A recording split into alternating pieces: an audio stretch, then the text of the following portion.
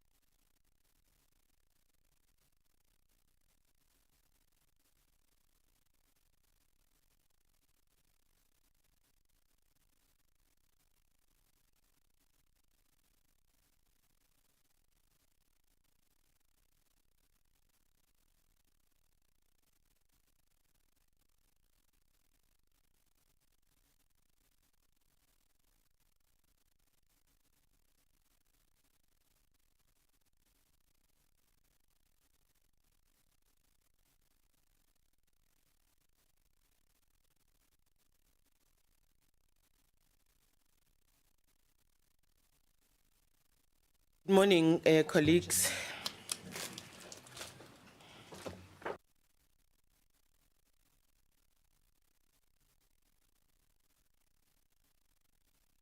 Colleagues, good morning once more. Welcome to the Portfolio Committee meeting this morning. I hope that everyone else is fine. First, we need to just apologize for starting this late. You know, we have members who are traveling by bus, one.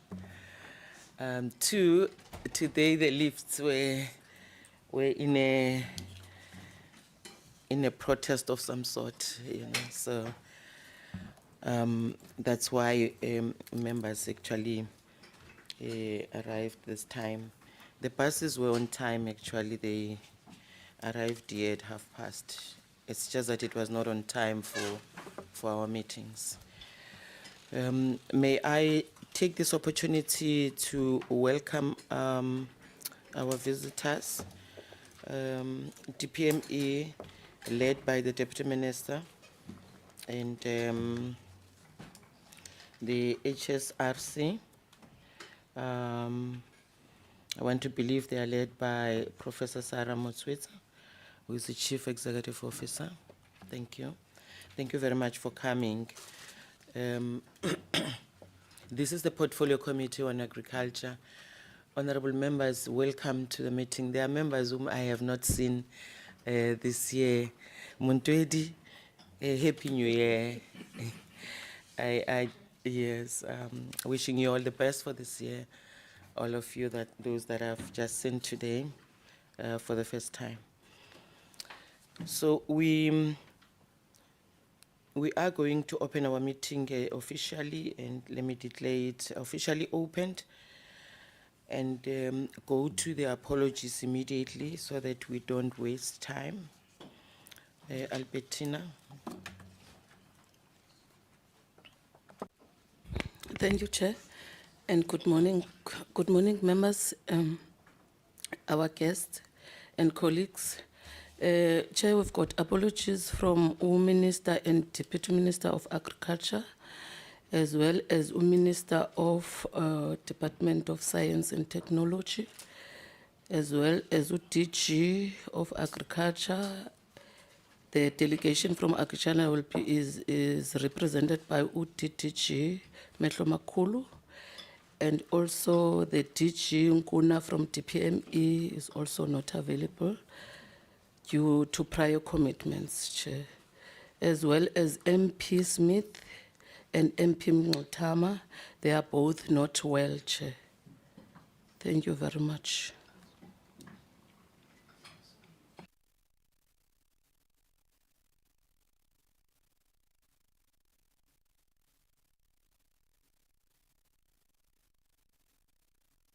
Thank you very much. There are the apologies. I want to take it that we accept the apologies. Can I hear the voice of members? Thank you very much. Honorable Okamp, the apologies are accepted as such. We will then start with at the Department of Planning, Monitoring and Evaluation on the findings of the 2023 implementation evaluation of the National Food and Nutrition Security Plan. I will hand over to you, Deputy Minister, to then introduce your team, and then you can then take us through. So this is your opportunity, Deputy Minister. You're welcome. And, thank you very much, Chairperson of Mayor Diana Pule, and greetings as well to the members of the Portfolio Committee and all the officials from respective departments that are here. We really appreciate the opportunity to brief the committee on the evaluation of the National Food and Nutrition Security Plan 2020 to 2023, commonly referred to as NFNSP. Generally, the purpose of the evaluation is to systematically and objectively assess the relevance, efficiency, and effectiveness, the impact and sustainability of a policy or program intervention. This enables policymakers to make informed decisions on whether to continue or improve, even whether to terminate a program. The NFNSP was introduced with the aim to enhance food security and reduce malnutrition in all its forms, ensuring that all South Africans have the opportunity to lead productive and healthy lives. The aim aligns with several sustainable development goals, namely the SDG 1 on no poverty, SDG 2, zero hunger, and the SG 3 on good health and well-being, and lastly the SGD 8 that emphasizes on decent work and economic growth. The evaluation of the NFNSP was completed in October 2023 during the 6th administration.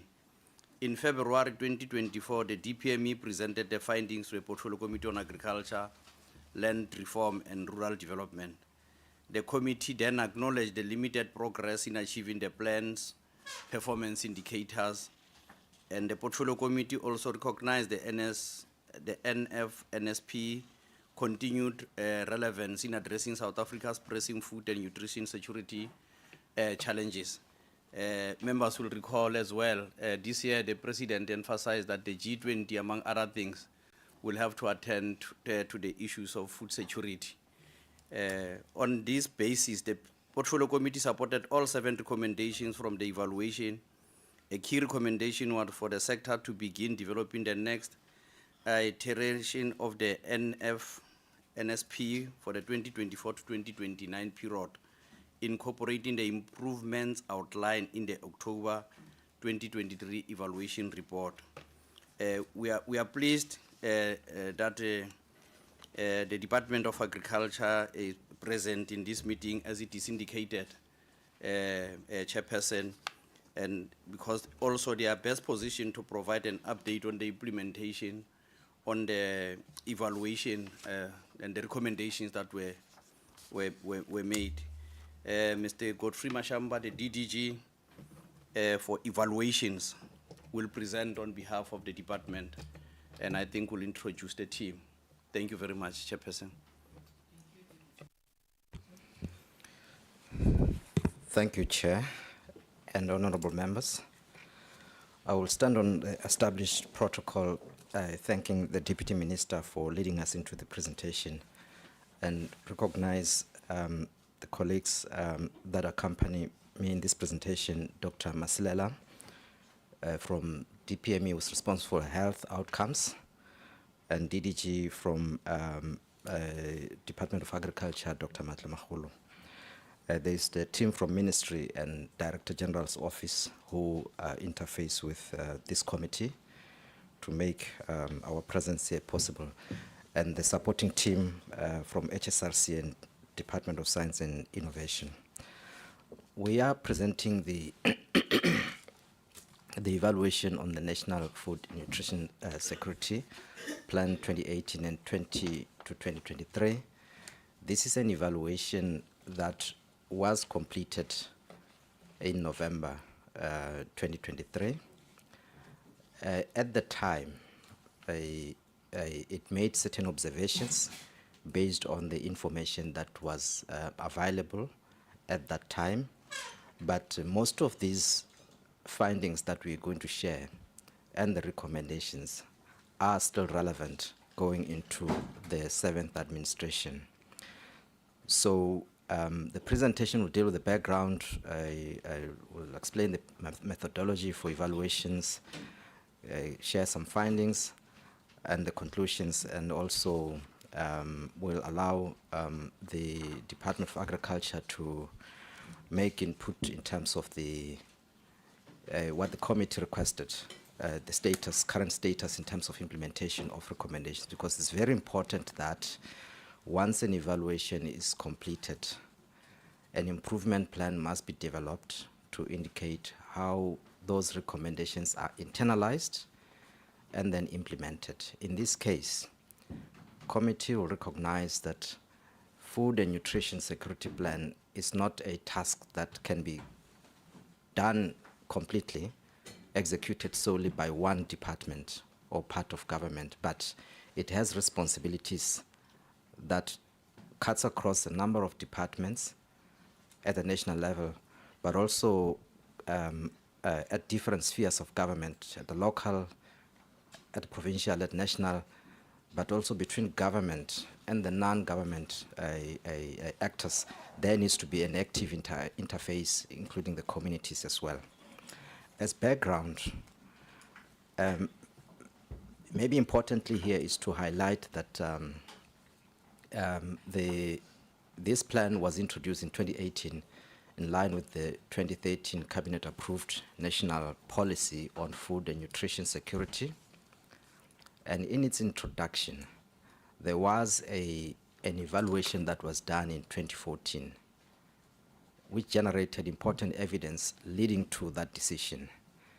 It was an evaluation of nutrition intervention for children from conception to age 5, which made important findings that whereas the South African Constitution guaranteed right to food, the country needed to strengthen and build a coherent strategy to realize that right.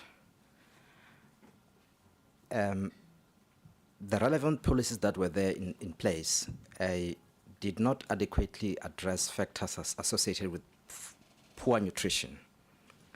And there was no overarching body to coordinate efforts, to ensure accountability and to facilitate collaboration across ministries, and to coordinate between government and the private sector and civil society. As I said, the importance of this work to be coordinated in all of government, but also in all of society.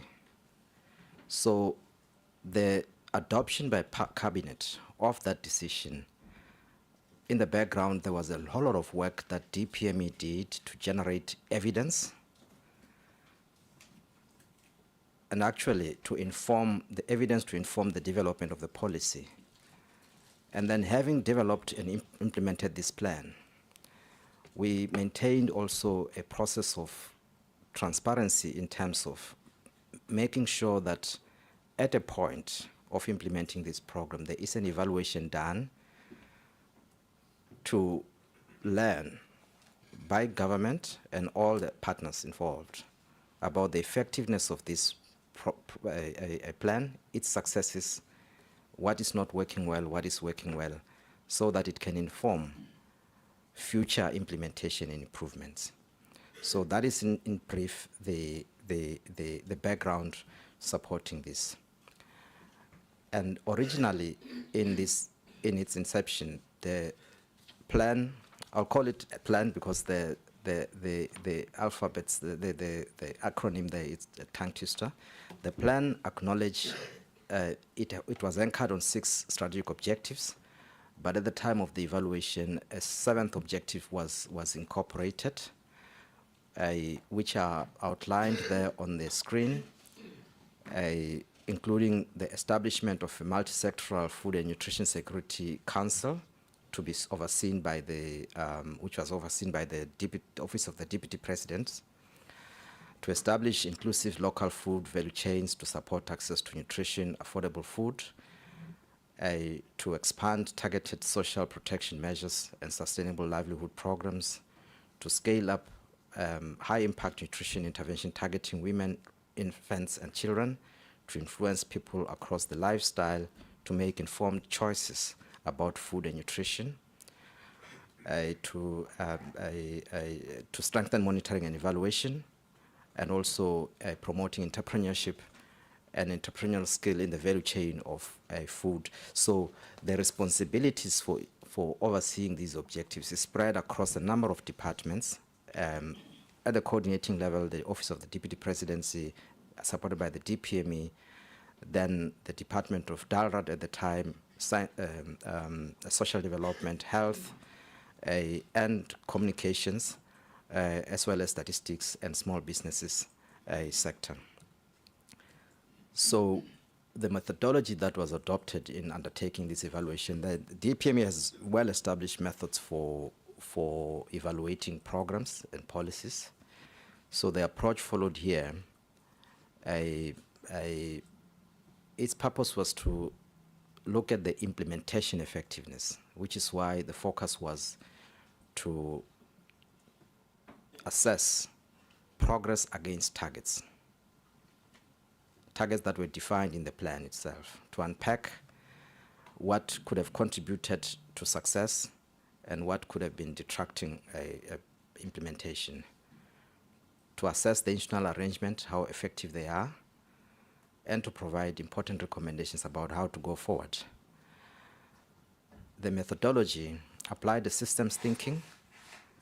There is a mapping that we are presenting also in the next slide, which shows how different actors in the system of food value chains are responsible for aspects of its implementation and how they interact amongst themselves and deal with different objectives that are outlined here. There was also a theory-based evaluation which looks into, critiques the theory of change. How do you want to change things and how is that going to be achieved? How well was it working? So that you interrogate it and assess how that thinking is appropriate for the context at the time of the evaluation and going forward.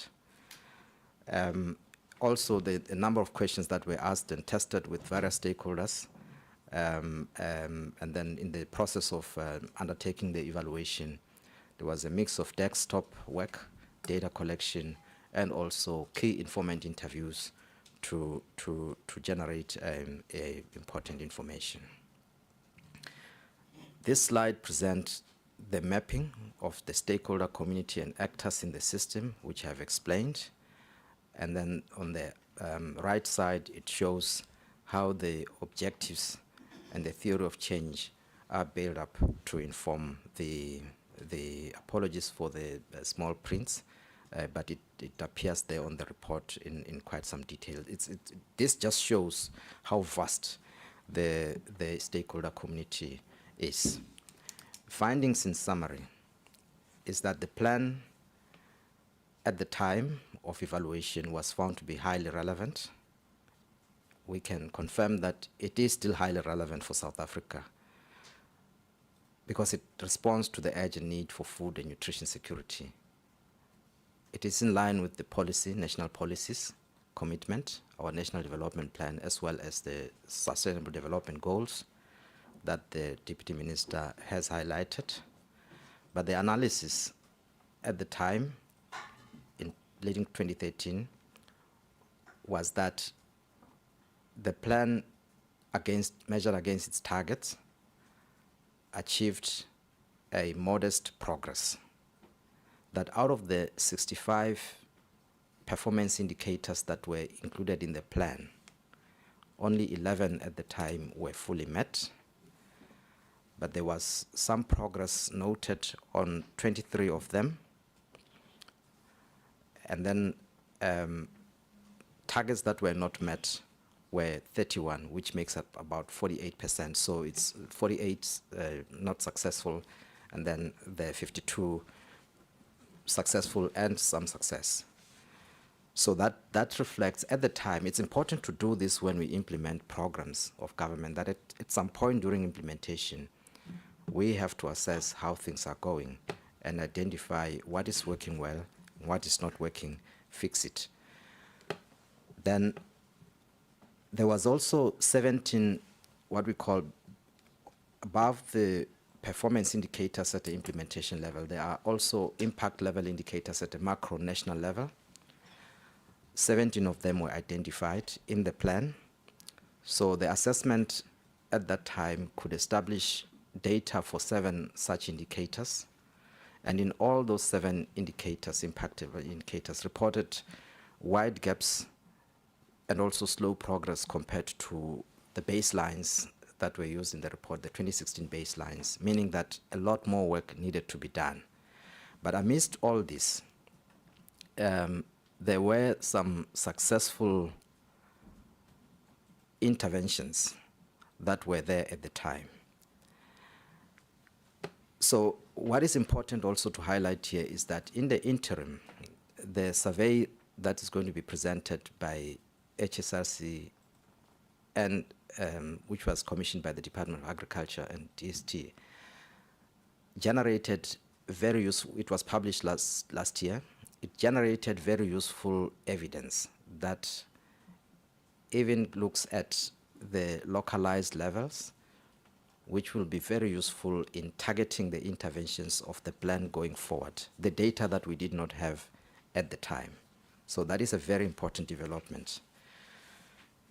Another findings is that there were factors that enabled progress.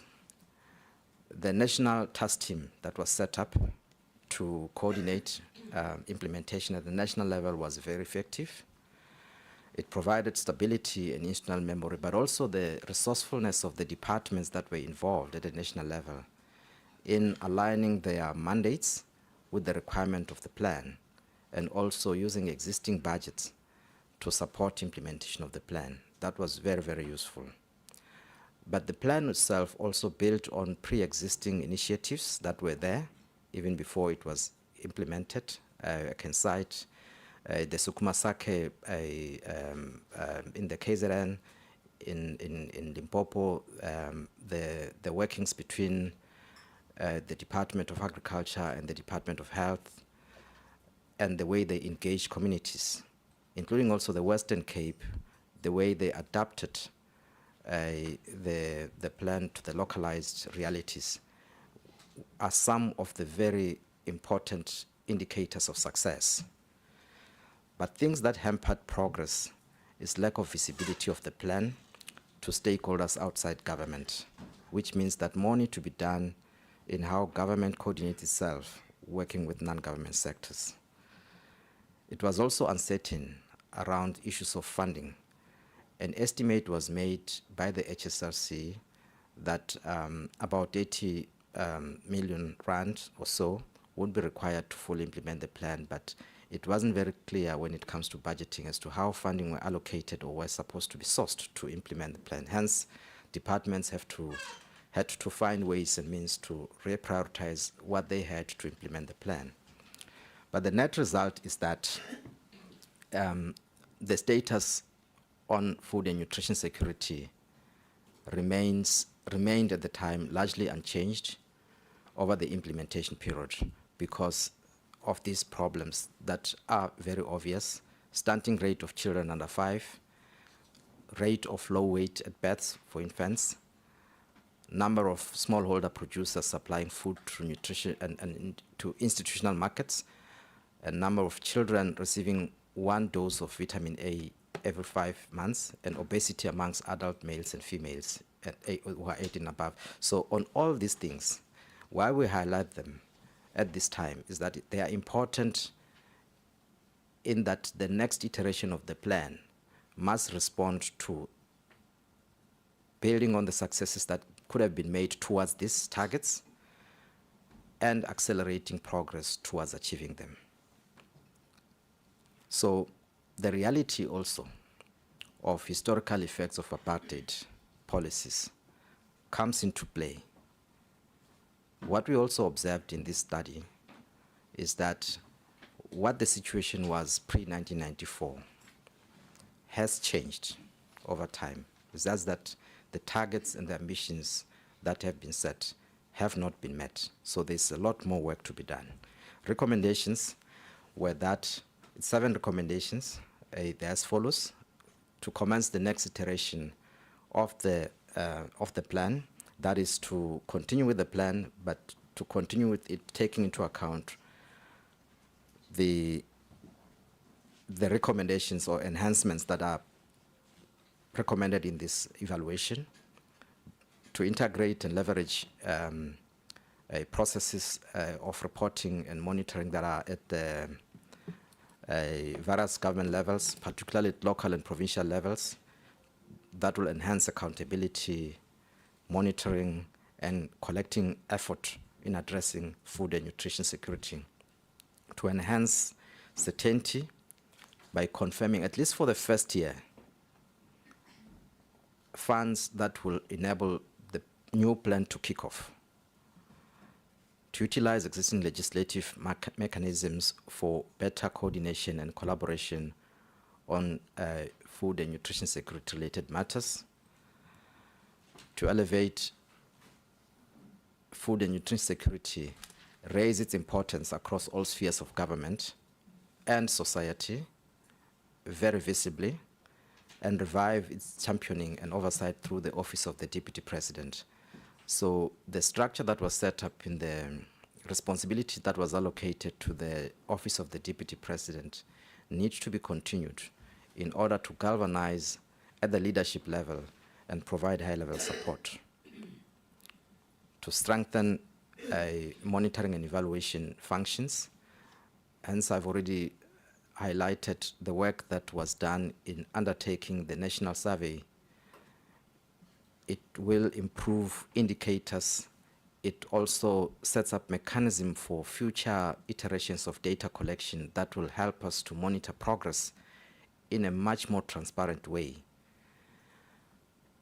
And lastly, to strengthen collaboration by involving diverse stakeholders and sectors at all levels while ensuring accountability and balance amongst stakeholder groups. Now, implementation of the recommendation, the DALRA at the time had begun developing a new plan, working with sector stakeholders. They will give an update just now. The survey I've already spoken about. And the DPME has also handed over the function of coordinating the plan, because DPME was coordinating the plan at the time. So last year, upon completion of this study, one of the key recommendations was that administratively, the Department of Agriculture should lead, which they have indeed taken responsibility. DPME, as part of dissemination, we do engage various stakeholders across society about evaluations that we do. We have surfaced key issues coming out of this evaluation at NEDLAC when we're engaging on the 30 years of democracy review, and they have incorporated key recommendations as part of their recommendations to the 7th administration.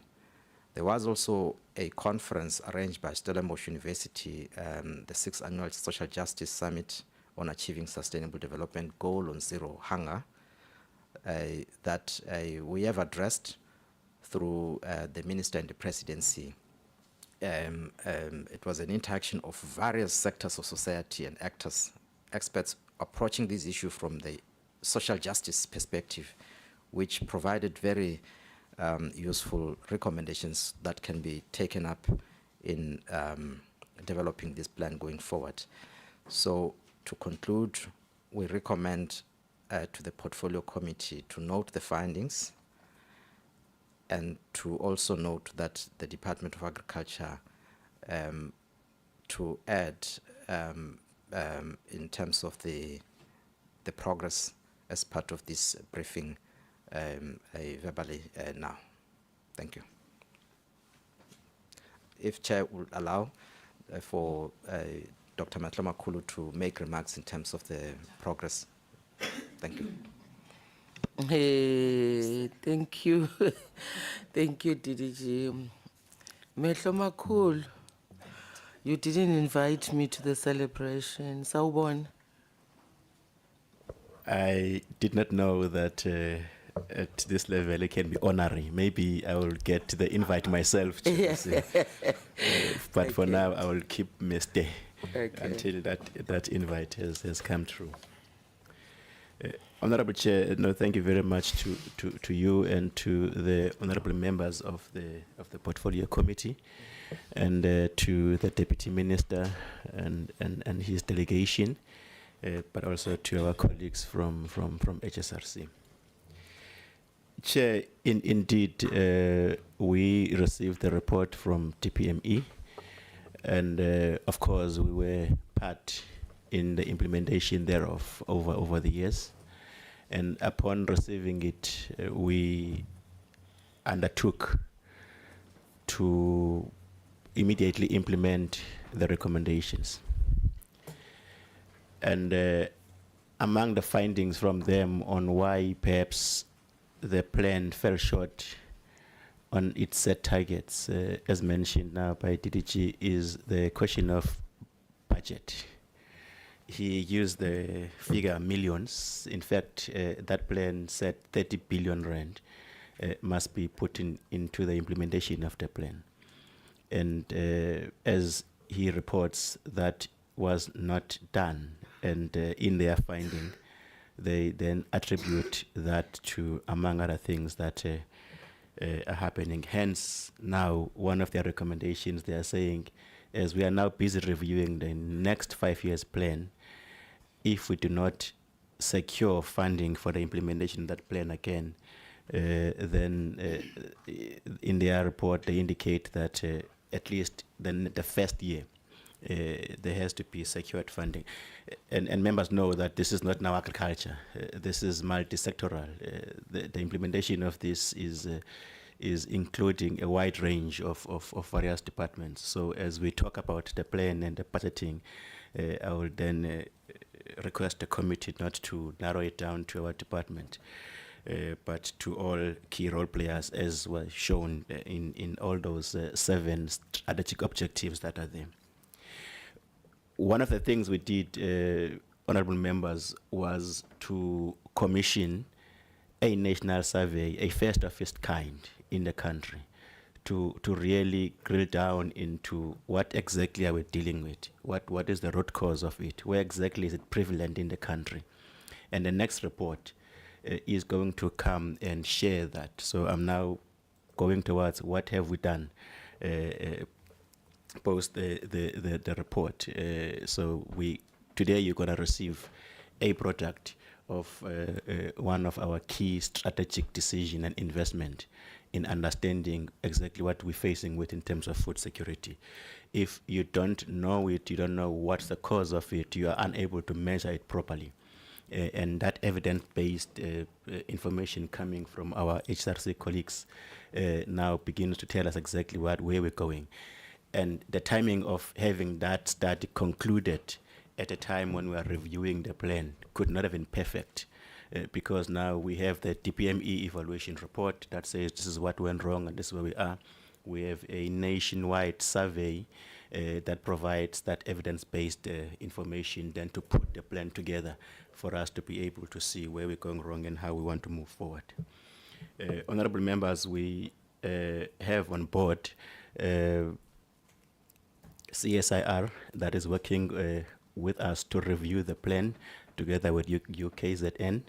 We also have secured the services and support, rather, technical support from FAO that are also part of us in the work that we do. And you'll recall that as a country, we also have food system transformation pathways, 4 of them, that we are incorporating into the revision of the plan, the revision of its strategic objectives. As reflected again by DDG here, another key finding was perhaps government working outside key role players, civil society organizations, academia, research institutions, and various other role players. And we have set up numerous multi-stakeholder forums where we're meeting almost twice in a quarter with them.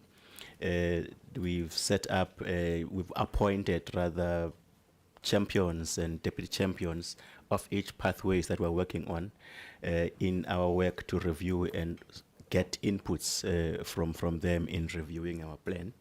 And we are looking at consolidating all the inputs as we are receiving them for us to ultimately conclude on the plan in the new year coming for us to implement. That's where we are, Chair, in a nutshell. But should the committee wishes for a formal presentation, that can be organized and we can come back and table it in more detail. Thank you. Thank you very much, DDG Metlamakolo. Are you done now, DDG Masham? Thank you. We are done. Okay. We'll respond to questions. All right. Thank you very much for the presentation. Colleagues, there is a presentation from Titichi Mashamba and the additional comments by DDG Mehlomakulu. I hope you would like to interact with the presentation after I looked at the reports. I think that we may have a challenge here and there in the country in terms of food security. Honorable Trolip. Yeah, thank you, Chairperson. I look forward to the feedback after the national survey has been done around food security. But my concern is around malnutrition. In the Eastern Cape, recently, there have been alarming reports of children dying of malnutrition. Now, that should be an archaic kind of disease. Children should not die of malnutrition. And we talk in this report, or the Department of Monitoring and Evaluation talks about access to affordable, nutritious food. And I think about the role that social grants plays therein, but I also think about the extraordinarily high level of fetal alcohol syndrome children that are being born, or that their parents are using alcohol while pregnant. And then I think about visiting schools like we all do, and you see visibly malnourished children at schools, and there's a school nutrition program. And then the report also talks about making sure that there's a low burden of infectious diseases. And then you look at the results that we've been given of the performance. Firstly, that talks about vulnerability to hunger of households and individuals. Those numbers are going up. They're going in the wrong direction. And then inadequate access to food is also going in the wrong direction. But the most alarming for me is the poor performance of this program that says that 52%, only 52% of their targets recorded some measure of improvement, and 48% of the targets were not met. Now that's alarming against the background of what I've just said about what we observe amongst children in our country and in our constituencies. I'm curious to know what the urgent turnaround is in that regard, because if the numbers are all going in the wrong direction and our performance is also sub 50%, we're going to see more deaths from malnutrition. Thank you, Chair.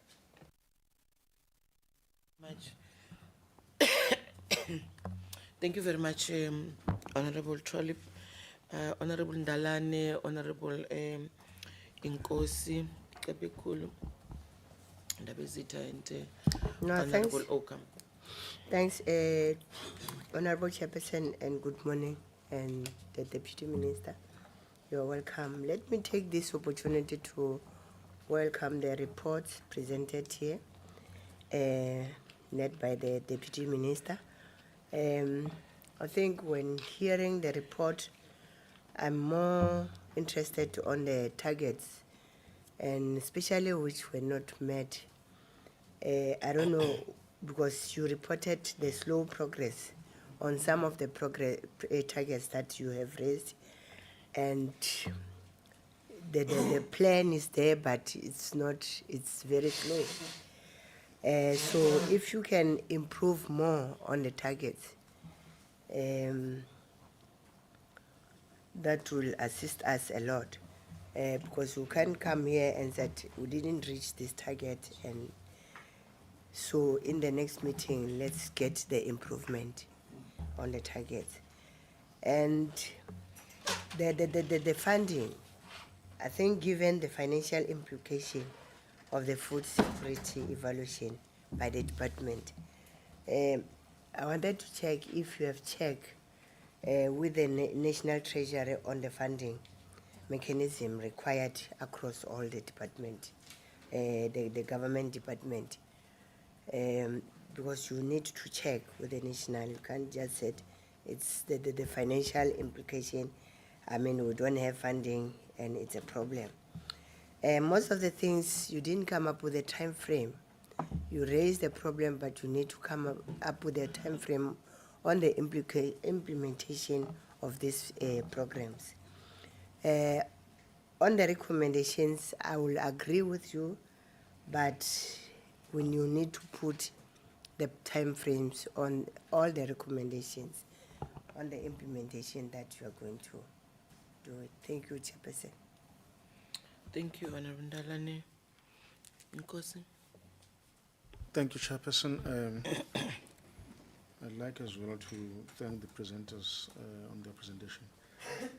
Chair, my concern is around the nutritious and safe food for the consumers. You know, Chair, when one looks at a variety of brands, more especially on food that is consumed by the poorest of the poor, which is mealie meal. We are getting a lot of new brands that are coming in. It is recommended as well that the seeds that are being produced are drought resistant. The side effects of those when people eat, what I've noticed is they don't have taste for consumption. If you take, for example, just a mealie cup that you find on the streets, you buy one and try to sort of assist yourself. That is tasteless. That draws me to thinking that maybe these seeds are part of those GM produced seeds, which I understand that at instances there are some sort of conclusions that these GM foods are somehow not good for people, more especially when they consume them. So on that side, then I want just to find out how, because there a lot of departments are involved in this food safety and nutritious food. Have they ever looked into maybe trying and identify the reasons behind these tasteless foods that are being produced? Over and above, there's some that are being produced on the fruit side. You know, we have fruits that are full of water, big if you look at them, but as well don't have a taste. Would we say then they are safe for consumption? They are good for consumers to sort of take as part of assisting them to sort of grow up? Thank you. Thank you very much. Honorable Ockham. Thank you, Madam Chairperson. Thank you for your presentation. We have all seen the worrying situation currently in provinces like the Northern Cape that I come from, where the school nutrition programs does not get funding from the provincial Department of Education. Now, whether it's a matter of them not getting the funding for that, that might be the case. But I think it is very important, Madam Chairperson, that we must urgently look into that. Apart from what is in this report, most of those children will only receive that one meal a day. And if they don't get it, they will go to bed hungry. I have visited in excess of 10 schools in the last month in the Northern Cape, all of whom had battled with this problem. And I think it's very worrying, and I think we need to really look into that, and also how we are going to fund it if provincial departments does not have the budget for that. That's a comment, and you can obviously react to that. Madam Chairperson, we all saw what's happened in the last week with regards to the United States and what was said. Food security is obviously dependent on our farmers and their success. Should South Africa lose AGOA, our farmers will battle.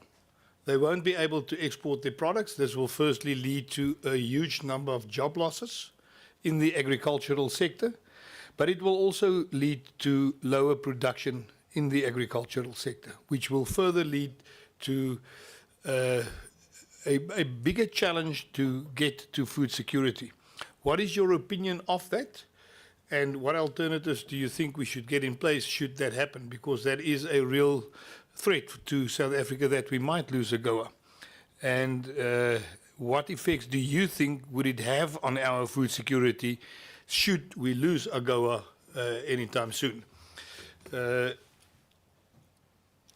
Madam Chairperson, I want to thank them for the presentation, but I agree with my colleagues. I think we need to get timelines, clear target setting dates, especially when it comes to the food that our children get, the nutritional value of that, what is being done to make sure that it's much better to not only give somebody bread, but give somebody that something that's got protein in, and what plans are being put in place to really ensure that the food that they get. I know it's number 4, I think, in the 6 original objectives, speaks about the nutritional value, but what can we do to increase those as well? Thank you, Madam Chairperson.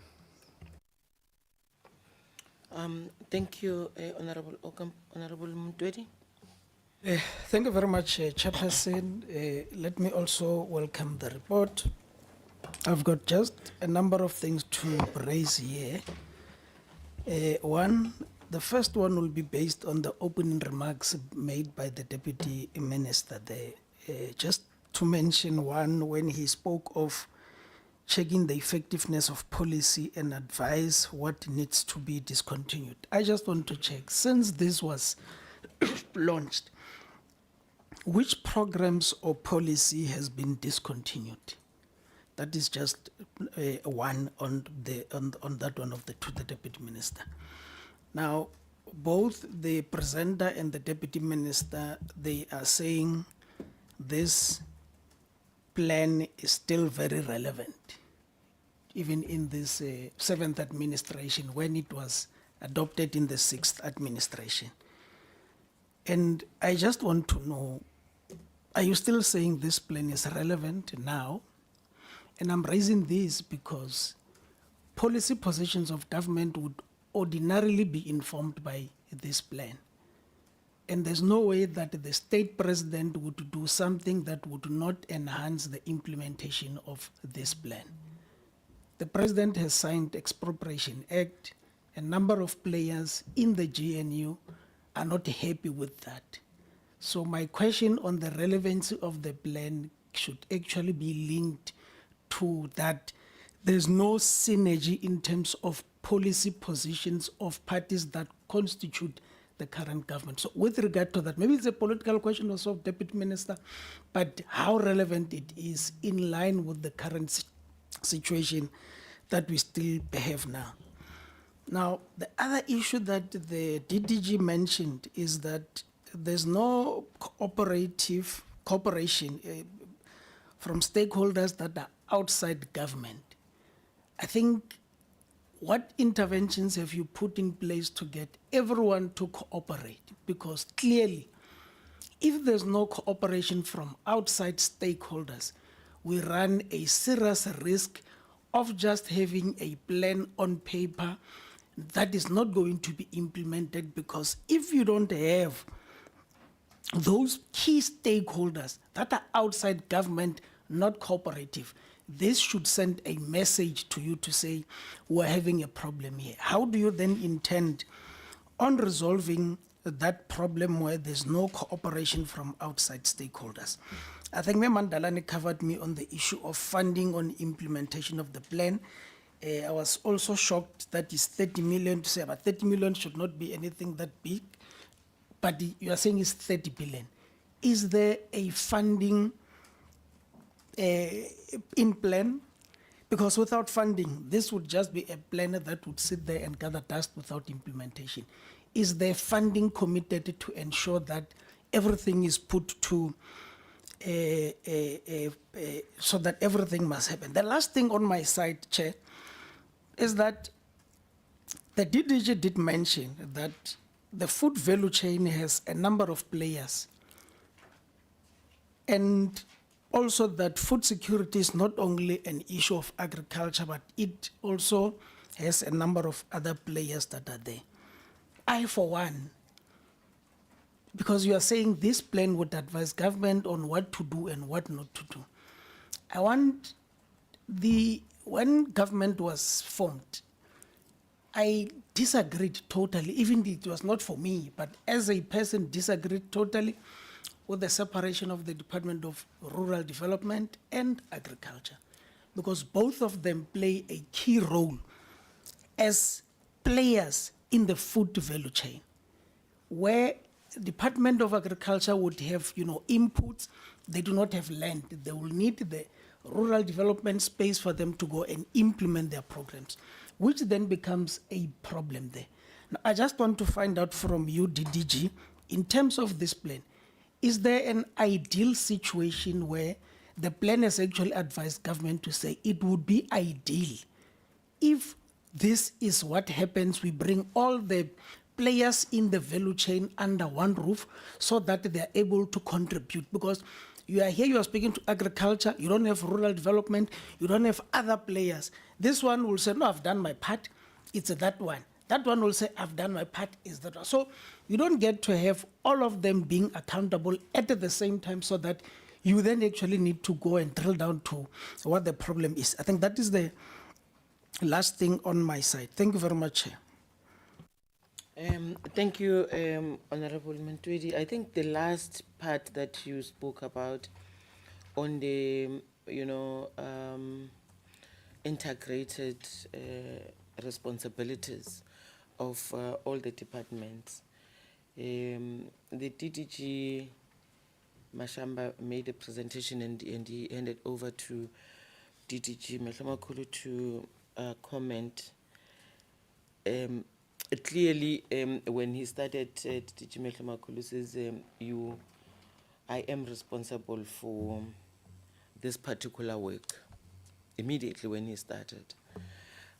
So my take is that if you were to bring the Department of Land now, that there are two separate departments, as Honorable Mtwedi says, and you bring all the other role players, it looks like we all work in silos. Somebody is going to say, I'm responsible for this and I've done my work, and this one says, I have done part of my work. But where do you end up at DDG, meeting to make sure that the work that you are doing is integrated? And as Honorable Mtwedi says, is there any opportunity where at some point you meet in one room and say, can we then do the work that we are supposed to be doing as government, and integrate all the programs that are sitting in all different departments? I am aware that probably because we don't have, maybe an act that forces everybody else in government to provide food, everybody else will end up doing what they do because it's policy, it's plan. There is no law that forces, except that in the Constitution we all have the right to food, including those young people that Honorable Trolip spoke about in the Eastern Cape. Deputy Minister, I don't know whether you know that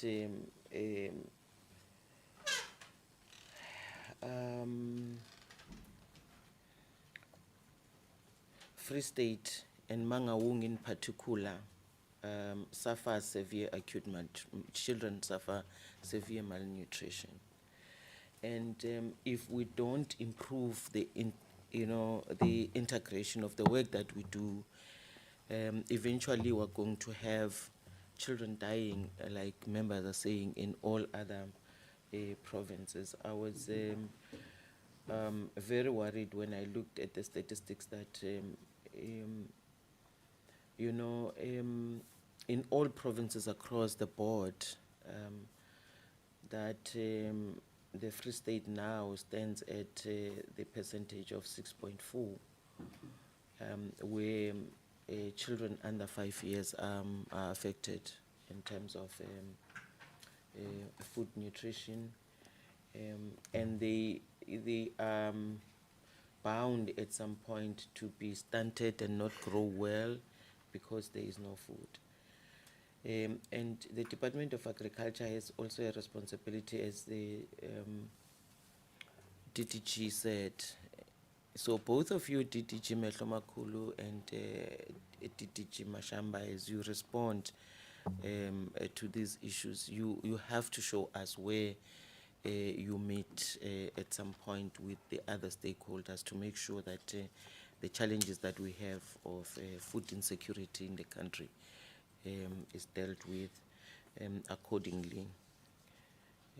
I would also want to know what Dr. Masilela says in terms of the health outcomes. Is an outcome facilitator. Okay, we'll start with you. Do you want to start DM, or we go to DTG Mashamba and then you'll end?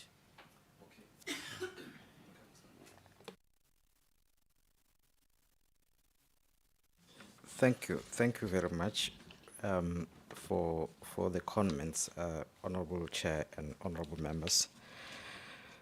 The relevance of the policy, I mean, I'll synthesize some of the comments into 4 chunks. Firstly, the relevance of the policy. I haven't picked up any comment that says the policy to advance food security and nutrition security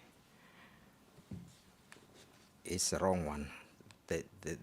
From what I've listened to is that the relevance of that is not challenged at all. Maybe the issue is the instrument of the policy and the effectiveness of it that is under discussion here. Also, having a plan that fosters coherence and coordinated action across government and between government and all of society. I don't think there is a question about that from what I've picked up from the comments. So despite all the other misgivings, we would go with that understanding as the team that is presenting here, that is still very important. Maybe the issue is the mechanisms of implementation and the limitations towards implementation and effectiveness of it.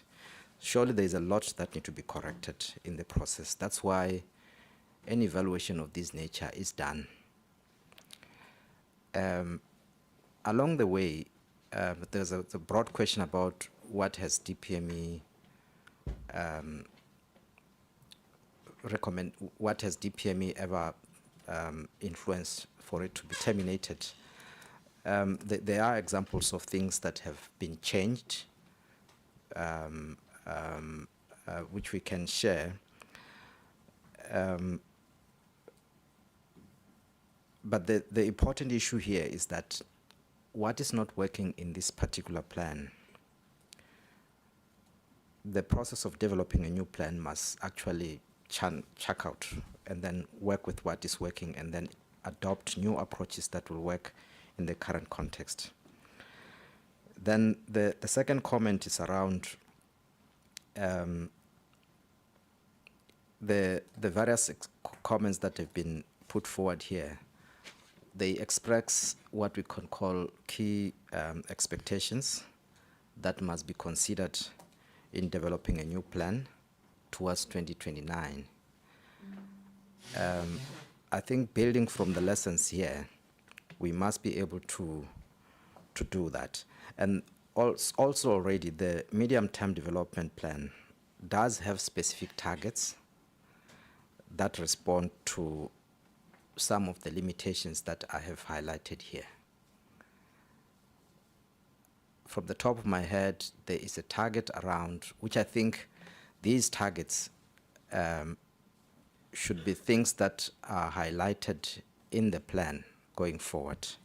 The target around support of emerging farmers, integrating of those farmers into value chains is very important. actions that has to do with food safety, actions that has to do with eliminating waste in the food value chain, because South Africa is actually producing a lot of food. Yet on the other side, you find that there is gaps in terms of access to food. Actions related to the recommendations implementing what the competition authorities have actually assessed in the structure of the markets for fresh produce.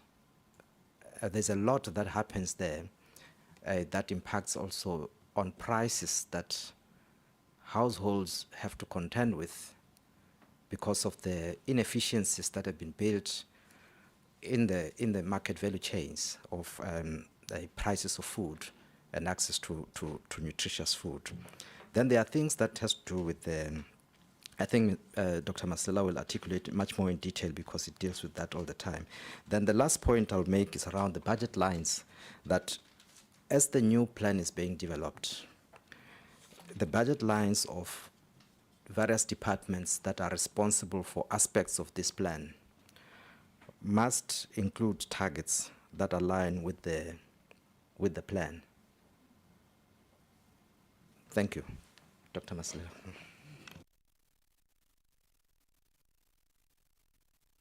Okay, go ahead, Dr.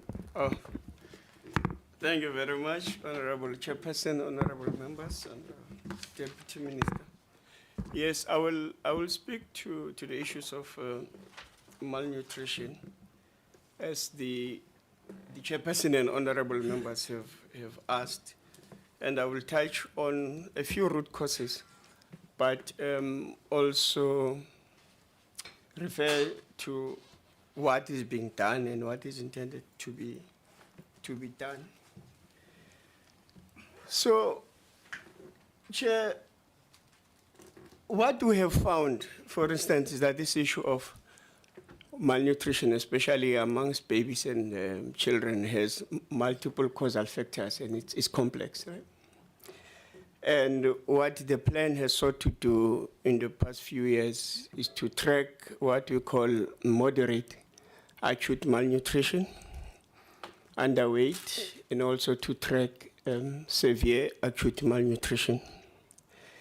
What we have found is that the age of the mother and the nutritional status of the mother contribute significantly to the nutritional status of the child.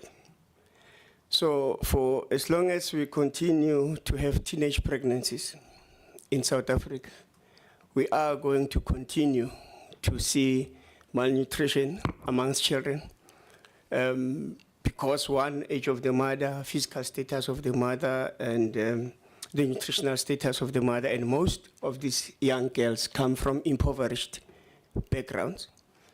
So that is where we will also appeal to members of the committee that while we do the technical work, but when members of the committee do constituency work, they also assist us by speaking out on this issue and also linking these young girls, I won't call them women, these young girls to assistance. They are young girls, Chair.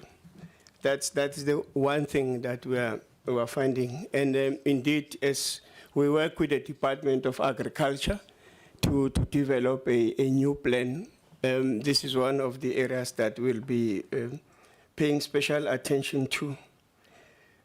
Chair, Honorable Trolip is also spot on the situation in the Eastern Cape, and it's also characterized by some of the factors that we have raised. And two honorable members have spoken about the issue of the school nutrition program, both Honorable Trolip and Honorable Ocampo.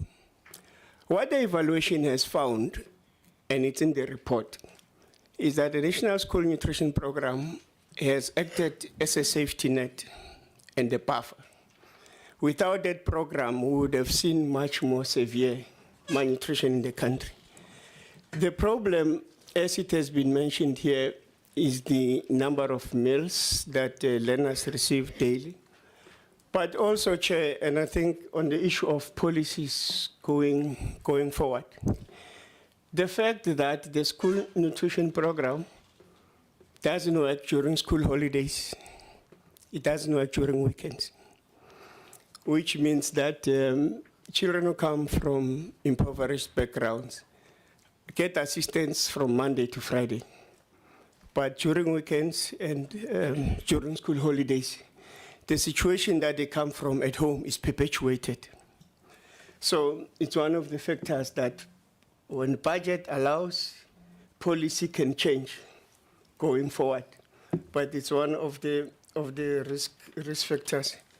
Chair, and I'll be brief and I'll stop very soon. What the report, the evaluation report also says is that while the plan was on track, COVID-19 came along. COVID-19 came along and arrested the progress that the plan could have made. So for instance, the National Income Dynamic Survey found that the people that were interviewed, 40% of them had lost their jobs during COVID-19, which meant that we are coming in with nutritional support, but the fundamental financial security of the family has been broken. And that created quite a number of problems. Another buffer, and the report acknowledges this as well, was the issue of social grants, which I think Honorable Trollip also touched on. During the period covered by the plan, and the evaluation report covers this, 28.2 million people received social grants in South Africa.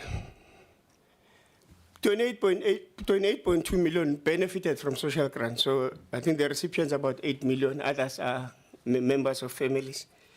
So, Chair, as I conclude, I just want to emphasize that issues of malnutrition, as we know and honorable members know, are complex. South Africa faces a triple burden of malnutrition. We have undernutrition, which is underweight, and what you normally call severe acute malnutrition. But you also have micronutrient deficiencies. That is why in health facilities you find them providing vitamin A supplementation to pregnant women and to children. But you also have a problem of overweight and obesity.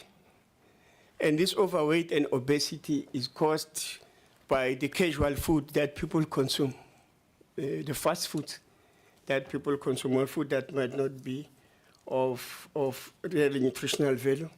So, Chair, we, working with agriculture and other departments on the new plan, will take in the findings of the evaluation, but we are also appealing to committee members, for instance, on the issue of teenage pregnancy. But secondly, on the policy side, I've raised the issue of the school nutrition program on days that it does not work. And then, Chair, this issue that it's the socioeconomic status of the people of South Africa that really has to improve. We address poverty, inequality, and unemployment. Then we will see an impact on the issues of malnutrition. Malnutrition is a symptom of deep-seated and underlying factors. Thank you, Chair. Thank you very much, Dr. DDG Makul. Thank you very much, Chair, and to the members for questions and comments. I will take the one from the Honorable Okamp on the geopolitics and the possible impact on the sector, and that what will that do moving forward. It is indeed always a issue. We have instructed our risk unit to do what we call external environmental scanning to look at the current trends that will have an impact on us, and how we will then position ourselves should such risks materialize. It will remain assumptions, and one cannot at this stage say, should we be out of AGOA come September when it's reviewed. there are teams on the ground at that level engaging, and hopefully we do not get there. However, the team is busy with that scanning of the environment on the issues of geopolitics to see how it will impact on us and what should be our strategic response thereof should such exist. So there is no direct response at the moment, Honorable Member, but that's in our dashboard to keep a track on that, and because we understand the importance of AGOA in the sector, and of course the country in general. The coordination role, when where do we meet?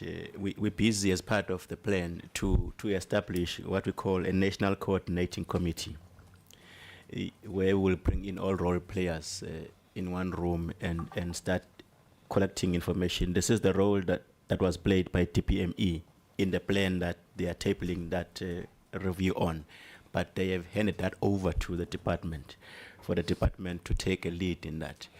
And part of the action plan we have is ultimately an establishment of the National Food and Nutrition Security Council. The DP's office was mentioned consistently here because countries like Brazil, as an example, they have a very well-oiled functioning council that really assists and almost independent of government. That's exactly where you then win that participation of role players and stakeholders and civil society organizations outside us to play a role in there and ensure that gets done. So that work is all part of what we are working towards to achieve as we review the existing plan. I'll pause there, Chair. Thank you very much. Thank you very much, DTG Metlimakulu. Deputy Minister? Thank you very much, Chairperson. First of all, I think we really should welcome the comments that were made by members, which also in many ways should be factored in the process of drafting of the plan by the Department of Agriculture, and of course our department as conducting ongoing evaluation. We do value the importance of research and innovation. I think the collaboration with other institutions that are doing work here, HSRC, CSIR, and various other institutions that are investing more on the research and innovation. I think that will be the issue that will be elevated. We have been asked as a department to invest more on the quality of annual performance plans and reporting and institutionalizing of outcome-based indicators framework so that the issue of non-performance really becomes central in terms of our work. So I think previously when we engage with various portfolio committee, there has been this request that our department should be deliberate in highlighting areas that are inconsistent in terms of implementation of government program. And I believe that we will be much more assertive given that the government now has adopted the MTDP, or is adopting the MTDP, which is rooted on key 3 priority areas. So we'll have to pay attention, I think, on those areas of economic growth and jobs, poverty eradication, and as it's been indicated, that there are underlying factors why we have this situation, like in Mangaung, that we have highlighted, Chairperson. I also believe that given the fluidity of the global and domestic issues, they will gain more prominence in terms of government response as the Minister of Finance will be tabling the budget on the 19th. I think South Africa, all these developments globally warrant that the government position itself in a manner really that will, because we are a sovereign state, we should be able to appreciate that there are times when we have to look into our own capacity to still represent the welfare of our people as a whole. So I think those issues, so that I don't respond to them now, but what we need to say at least, which is a good development in the process of managing change and continuity. There are key programs that were in the sixth government. I believe that the development in the seventh administration doesn't mean that we discard some of the good programs, policies, which are affirmed in the MTDP, because the MTDP also is a product of an open discussion, and we have said that from the onset, all parties agreed that the manifesto should be reviewed, looked into, and then those elements be consolidated into a plan of the medium-term development plan. Medium-term development plan, and I think most of the countries that succeed is really by giving clarity to say what is a plan for 5 years, and nothing else, that we dedicate more attention to implementing the plan much more vigorously. So we're hoping next time when we interact, because our minister last week did indicate, and also from cabinet, I think mandated by cabinet, to still say, when the development MTDP plan, what will be the implementation mechanism? The DDG says, for instance, they express targets in various programs that will have to follow. So we'll be able to pay more attention on the implementation mechanism so that we address issues of silo, how collaborative, because we all of us know that the cabinet operate in various clusters, and we'll also be able, I think, when we meet, so that we are able to identify various stakeholders, so that it is easier for committees as well to collaborate, and then we account in much more different role players. But we do agree, we'll take into consideration issues that are raised, Chairperson. Thanks. Thank you very much, Deputy Minister, for making time to come and make this presentation with your team. We do appreciate it a lot. DDG Mashamba, thank you very much.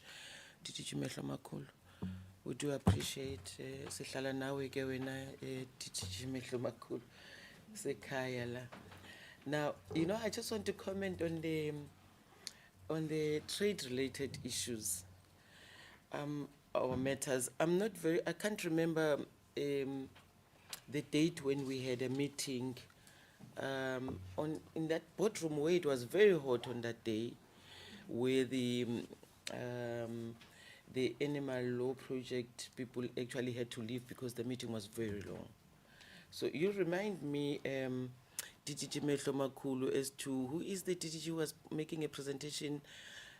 What is the surname? Serrache.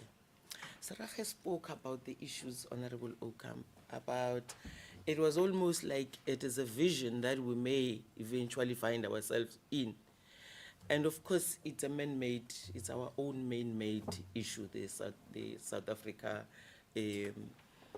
America issue. But Serrache did indicate on that day that as South Africa in the agricultural department and farmers, and especially ourselves as a committee, we have to recognize that there are other, you know, we must be aware of other several partners, you know, trading partners that we may look at, you know, the EU, China, Middle East, and the minister went to China and he came back as very excited the last time when we came, and he briefed us on the excitement that he have and the agreements that he's had there with the counterparts and the government of China. So my take is that South Africa will have to look somewhere else for trade relations and forget AGOA. Of course, when you look at the statistics, indeed AGOA is a very important entity there. But if anything comes to what it may, we can't sit back and cry and say AGOA is gone. We have to look at other trading partners. And there's many, you know, you can look at the African continent itself. Have we ever explored, you know, the African continent? we may want to try and do that. There are agreements that have been made now recently around Thailand and the others. I'm just mentioning that we can't sit back and cry and say there's nowhere we can go when we can look on the other side. You know, there's a saying that when you continue to look at the door that has been closed before you, you may not be able to see the other doors that are opening next door because you are focused on that door. So if that America thinks that we're going to focus on them, you know, on the door that they want to close or that they are closing, and we all agree that that door is closed and there's no other door that can be opened, then it's our problem. I'm just making a comment. But Mehlo Makulu did say that they are looking at the issues, and maybe when they come back, they will come back and brief us. Honorable Okam. Thank you, Honourable Chairperson. Honourable Chairperson, when it comes to this whole thing of AGOA, it is such a sensitive issue. And I think I have myself asking this last week that calm heads should prevail and that everybody should tone down the rhetoric. The fact of the matter is that we need AGOA. And I, with all due respect to you, Madam Chairperson, I think it's very irresponsible to say, let's leave AGOA. We can't say that. No, don't misinterpret me. Don't. Let me I just didn't finish. say that. So as you continue, I must correct that. I Sure, didn't say sure. let's leave AGOA. Well, your statement, if I heard correctly, was that it doesn't matter, we'll get markets at a No, different place. you heard me wrong. Okay, but be that as it may then, Madam Chairperson, I don't want to put words in your mouth if I might have Thank you. misheard you, but what I've heard is basically that we can work around this. The fact of the matter is, Madam Chairperson, that farmers in this country and other export businesses, our motor industry, etc., and a huge amount of trade, I think it was 115 billion rands plus in the last year, is derived from AGOA. And in the absence of other markets, I think it is very important that we must try to save AGOA. We've got that benefit, and if we are going to lose that, we heard and we saw this morning, it will have a direct effect on what people in this country eat. We can't play politics and people go hungry. Let's look at what is in the best interest of the people in South Africa, not out there with regards to other relationships. So I think it is important that this committee must make it clear that it would be to the benefit of South African, especially farmers, because we are in the agricultural committee now, but that it would be to the benefit of all South Africans if we can remain with AGOA. Thank you, Madam Chair. Thank you very much. I'm glad that you agreed that you don't want to put words into my mouth, because I think you had me wrong. I didn't say so. I said we may explore other trade relations. And if there's a way that we can save ourselves with AGOA, it's fine, but we have to also look at other, you know, trade relations. I didn't say we must forget it. I know it's very sensitive, and so we must not walk out of here with the understanding that the chairperson said we must forget AGOA, because I didn't. Honorable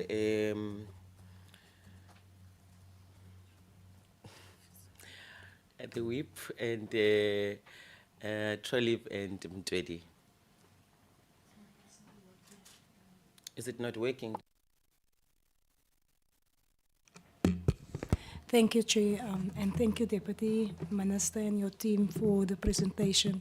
Chair, I want to agree with you, your statement that you made, because we are not relying on AGOA alone. If we're not going to look for other trade adventures, we're going to be stuck with and always be handicapped by these agreements. So yes, we must stay in that and we must fight to stay in that agreement, but we must also look for other trade marks, because there is of the small emerging farmers that is doing food security, but they don't get into that market. Why not? They don't get export and they only sell their stuff at the market here in town or wherever. And if they get trade, a market, it will be Pick and Pay or Woolworths or Food Lovers Market that will take stuff from them, but not commercial exports and that. So I think, comrades, by time, leaders, that we look into other markets. I agree with the chair, so that these small emerging farmers and that wants to become commercial farmers also get the market in the other trade. Thank you very much, Honorable Trolley. Yeah, thank you, Chair. I spent 2 years working with black commercial citrus growers and emerging citrus growers. Did you say citrus? Citrus. Oh, okay, thanks. They exported their fruit, all of their fruit, with the exception for fruit that had been outclassed that was sold in the local market. They sold it to North America, Canada, South America, the Middle East, the Far East, and primarily in Europe. There is no one that's talking about us being dependent on any one market. If you want to market anything successfully, you want as broad a possible market as you can get. But it doesn't make sense to make statements that could potentially close down any of those markets. Because in business, you need to have relationships that are based on faith and delivery and quality. That's the only thing that sustains business. It's like market space. You know, if you make beautiful rusks and somebody tastes them one day and you get the opportunity to have them put on a Woolworths shelf, if you can't make sure that there are rusks on that shelf every day, you will lose that shelf space and you will never get it back. So we need to be very careful here that you quoted Mr. Sirache. That's his personal opinion. We need our leaders in this country to make sure that we have got space on every single potential market in the world. If we don't have that, we are cutting off our nose to spite our face. Thank you. Thank you very much, Honorable Trolley. I think the leadership is doing that, and there's a team that is working on it. Am I right, Deputy Minister? There is work that is happening. Honorable Mntwedi? Thank you very much, Chair. I think maybe we need to have again a discussion on AGOA and the impact that it will have. And no one is saying it is not important. It's important because there's almost about 2,000 South African products, duty-free, that goes into that market. We appreciate that. But we need to understand, that's why I'm saying I think we must have a discussion someday. Yes.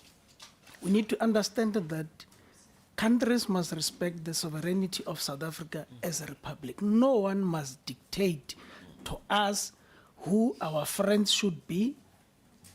And if they successfully dictate on who our friends should be as South Africa, then we should access their markets. It means they are not doing what they're doing to us in good faith, especially America. They're not going to tell us on what posture should we have on Palestine, because everything started with Palestine. They want us to change. So they must respect our sovereignty as a country. And we're not saying we don't want South African products. They must go there. But they must respect South Africa as a country. They must respect the leadership. They must not come and want to impose to us on what must happen. But I agree that the department must tirelessly work on exploring other markets, because you're not going to be held at ransom by America, but we don't want to do. So the department must look into explore other markets, so that as soon as in 2025, this year, these people, they don't extend this, we are able to take our products to other markets. You must tirelessly work on getting other markets. Thank you very much, Honorable Mntwedi. DDG, you had the proposal is that there must be some point where you will come and just present on that. So on the trade relations, so you will have to go and indicate to the DG and Sarache, who is the responsible person, if I'm right, so that at some point you will come back, we'll indicate when you should as the office.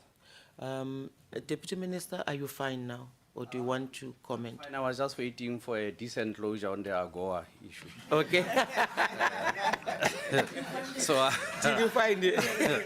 then I, thanks. Okay. Thanks very much. Okay. I think it will always be interesting to look into because the president did say that it will constitute multidisciplinary Yes. teams Yes. to attend to the damage that is caused by maybe passing different signals on our country to demonstrate that there is no blood on the floor and that South Africa is a democratic country. And we have managed our transition quite well, and we are capable of managing contradictions, because when we differ on policy articulation and policy emphasis, that doesn't constitute undemocratic practice. Yes. So we should be able really to manage our transition, because we are still a transforming country. And it's affirmed by our constitution. We move from a deeply divided society, a highly unequal nation. Those things should not be taken for granted. So a misrepresentation of the political economy of South Africa by others, I think is really sad, particularly at this period. Thanks.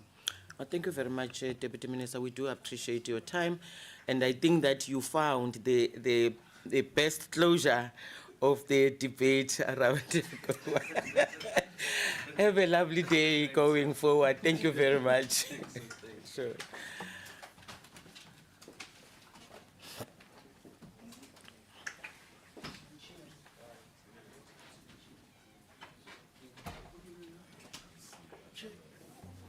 Thank you very much, Dr. You are DMing the DPME. Yes, that's my department. Thank you so much. Okay.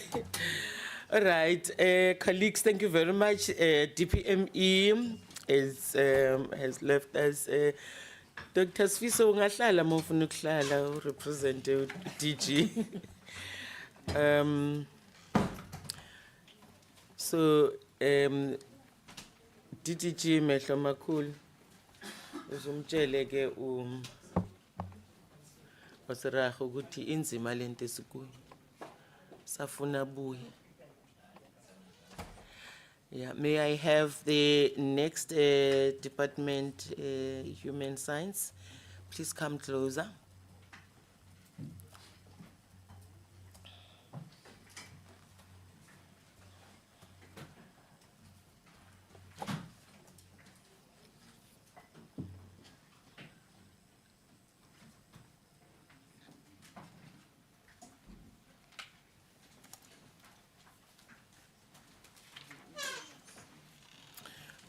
The person that is going to present, yeah, you can sit in the first two chairs. Are you helping them? Connecting those up.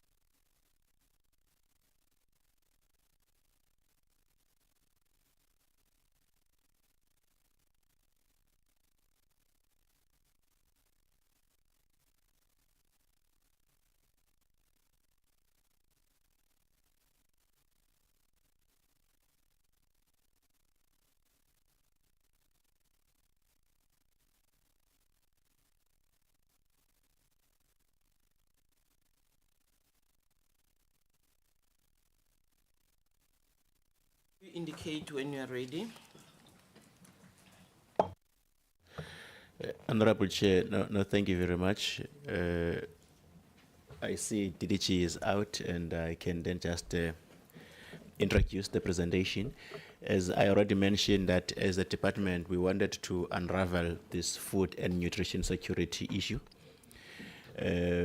Key here is that we're not just saying food security, but food and nutrition security, because that aspect is very important. And when, as you receive the presentation on the indicators, you'll understand why. The department commissioned this study. We funded it, and we got the services of our colleagues here from HSRC that went all out to really assist us in conducting the study at a very difficult time of the year, when we were experiencing the pandemic we've never experienced. And you could imagine the complexities thereof that they had to go through with their enumerators when they're on the ground to get this done. So today they are here to share with you the findings. DDG was just in your absence introducing the presentation, but if you want to come in, you can. So that is it, Chair. They are then presenting it for Portfolio Committee to appraise yourselves on the findings, and we are using this as evidence-based in our planning and implementation and redefining of our instruments as we move forward, including updating the plan we were discussing in our previous discussion. Thank you. I hand over to DDG. Okay, thank you very much, DDG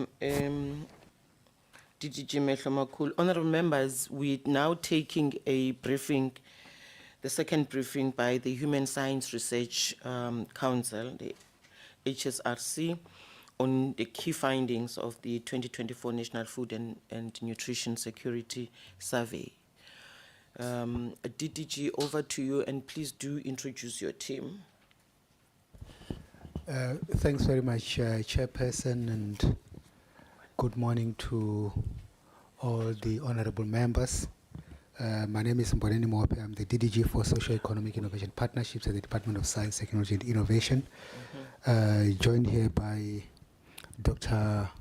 Maneshri Jagmohan Naidu, who's the Director responsible for agricultural research in the department.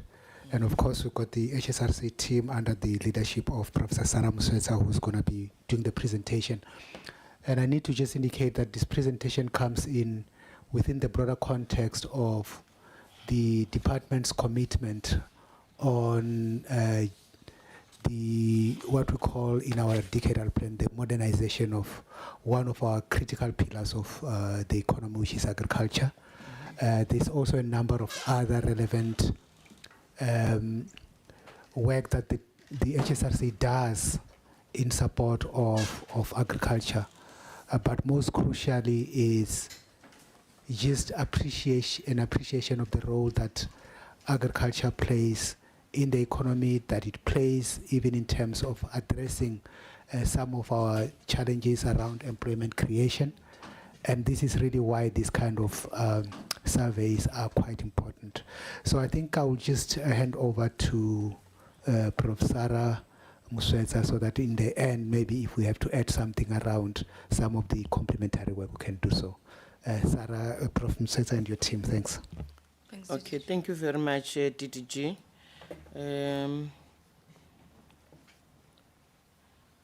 Prof, you want to come in? You're welcome. Yes, thanks. Honorable Chairperson and honorable members, our DDGs and colleagues, my name is Sarah Muswetsa, and it is indeed a privilege to introduce this important work by the HSRC on food security and nutrition in our country. The survey was conceptualized and conducted in as early as 2020 during COVID. So it has been long coming in terms of conducting this work, And on behalf of the HSRC, allow me to indeed thank the commissioning department, the Department of Agriculture, for commissioning us and entrusting us to doing this work. And of course, this work is fully supported by the Department of Science, Technology and Innovation. I also want to echo HSRC's full commitment in working with the Department of Agriculture in this area of food security, and it is important that we see this work as baseline work that needs to continue, and hopefully in future we should be able to conduct a second wave of this survey to look at a progress. And indeed, as this research, and Honorable Chair, you have all the reports, the national reports, and the national report, as well as the reports of the 9 provinces. What we have picked up in overall is there are numerous challenges in terms of food security and nutrition in the country. But I don't think the story ends there, Honorable Chairperson and members. There are also opportunities that have been identified in all provinces that state progress in the 30 years of democracy in terms of, in the area of particularly of food security. I think the discussion has already touched on those 2, I think, important policy interventions that have at least have gone a long way in addressing food security. There's still a lot that needs to be done. I think the school nutrition program, I think, is going a long way, as well as the social grants in the system. Today's presentation, honorable members, will cover the findings of the report, including the extent of food insecurities, factors driving it, and the recommendations for policy and implementation. I think for us as the HSRC, we fully recognize, and the reports also state that food, to understand food insecurity, you also need to understand the history of this country in terms of land, access to land, particularly arable land, unemployment, the state of unemployment and inequalities in this country. Mine today is introducing the team. The principal researcher, Professor Simelane, is here and will take us through the presentation. I also am joined by Professor Hongoro and Dr. Gumedze. I will come in, Chair, at the end of the presentation to take in comments and questions. And again, let me thank the committee for giving us this opportunity to present the work and showcase the kind of work that HSRC seeks to do now and in future in support of our department's decadal plan on food security and many other matters that I'm sure one day we will come back again and present some of the work. Thank you, Chair. I hand over to Professor Simelane, who will take about 20-25 minutes in the presentation. Thanks, Chair. Okay, thank you very much. Professor Simelane? Warm greetings to me, Chair, and the members of the subcommittee. With great humility, I do indeed accept the responsibility that has been given to me. Thank you. And to begin with, I think it will be critical for me to put it into context as to why such study was important. Surely we will all remember that in 1994, there were homeland systems, South Africa and the self-governing states. And when we moved towards and crossed over to democracy, there was a killer assumption that was made that these subsystems will successfully come together and sustain the production of food at a household level. However, we observed with shame and surprise the total destruction and the total halt of food production in a number of homeland systems. And the question that... Yes. Just raise up. Okay. No problem. That's Professor Simelane, Honorable Trollip. Yeah. So I was indicating that what we will be sharing is basically what we have seen and observed with surprise, and leaving us with a big question as to if people are no longer producing food, if those fields were no longer cultivated, how people survive in the household. That was the critical question that was given to us by the Department of Agriculture within the context of the fact that food security in South Africa is the fundamental strategic imperative of the South African government, as it is highlighted in various policies. And secondly, South Africa took a stance of ensuring that the right to have access to sufficient food by all citizens is enshrined, of course, in the Constitution. So the South African Cabinet approved the National Policy on Food and Nutrition Security as late or early as 2013, in such a way that food security in South Africa must be addressed within the context of issues such as the changing context of responding to hazards and shocks to economic activities. And food security is attained when everyone at any time has physical, social, and economic access to healthy and nutritious food that meets their nutritional needs for an active and healthy life. This is the context that was given to us that we have to investigate as to what is happening in the household of South Africa. As it has been indicated, this was a first of its kind being conducted after 1994. So there was no method that we have to align with rather than us being innovative. So the methodology that we used was indeed innovative in the sense that it entailed three components. Looking at the household food security survey, where we have to move from one household to another household. And in that regard, we targeted 3 respondents in each and every household: the head of the family, the caregiver, somebody who cooks food, and the children, because the survey itself was titled Food and Nutrition. So the data on nutrition, you only get it from children. As it has been indicated, come closer to children during the COVID-19 was a challenge on its own. So we have to work out some mechanism to cross over that so that we don't expose the family's children to COVID-19. And the second component was a household economic approach. For the household economic approach, it's an approach where we try to collect a qualitative data. Then we engage with the communities wherever we go in a discussion format where we will recruit or invite 10 female and 10 male to come into a hall or in one area and discuss issues of food security and how they produce food, whether they are able to afford food to their household. And the third one, as I've said, was a nutrition component where we have to perform anthropometric measurements to children. So that's how we design the methodology of collecting data for this survey. Then we have to evaluate or measure the status of food security.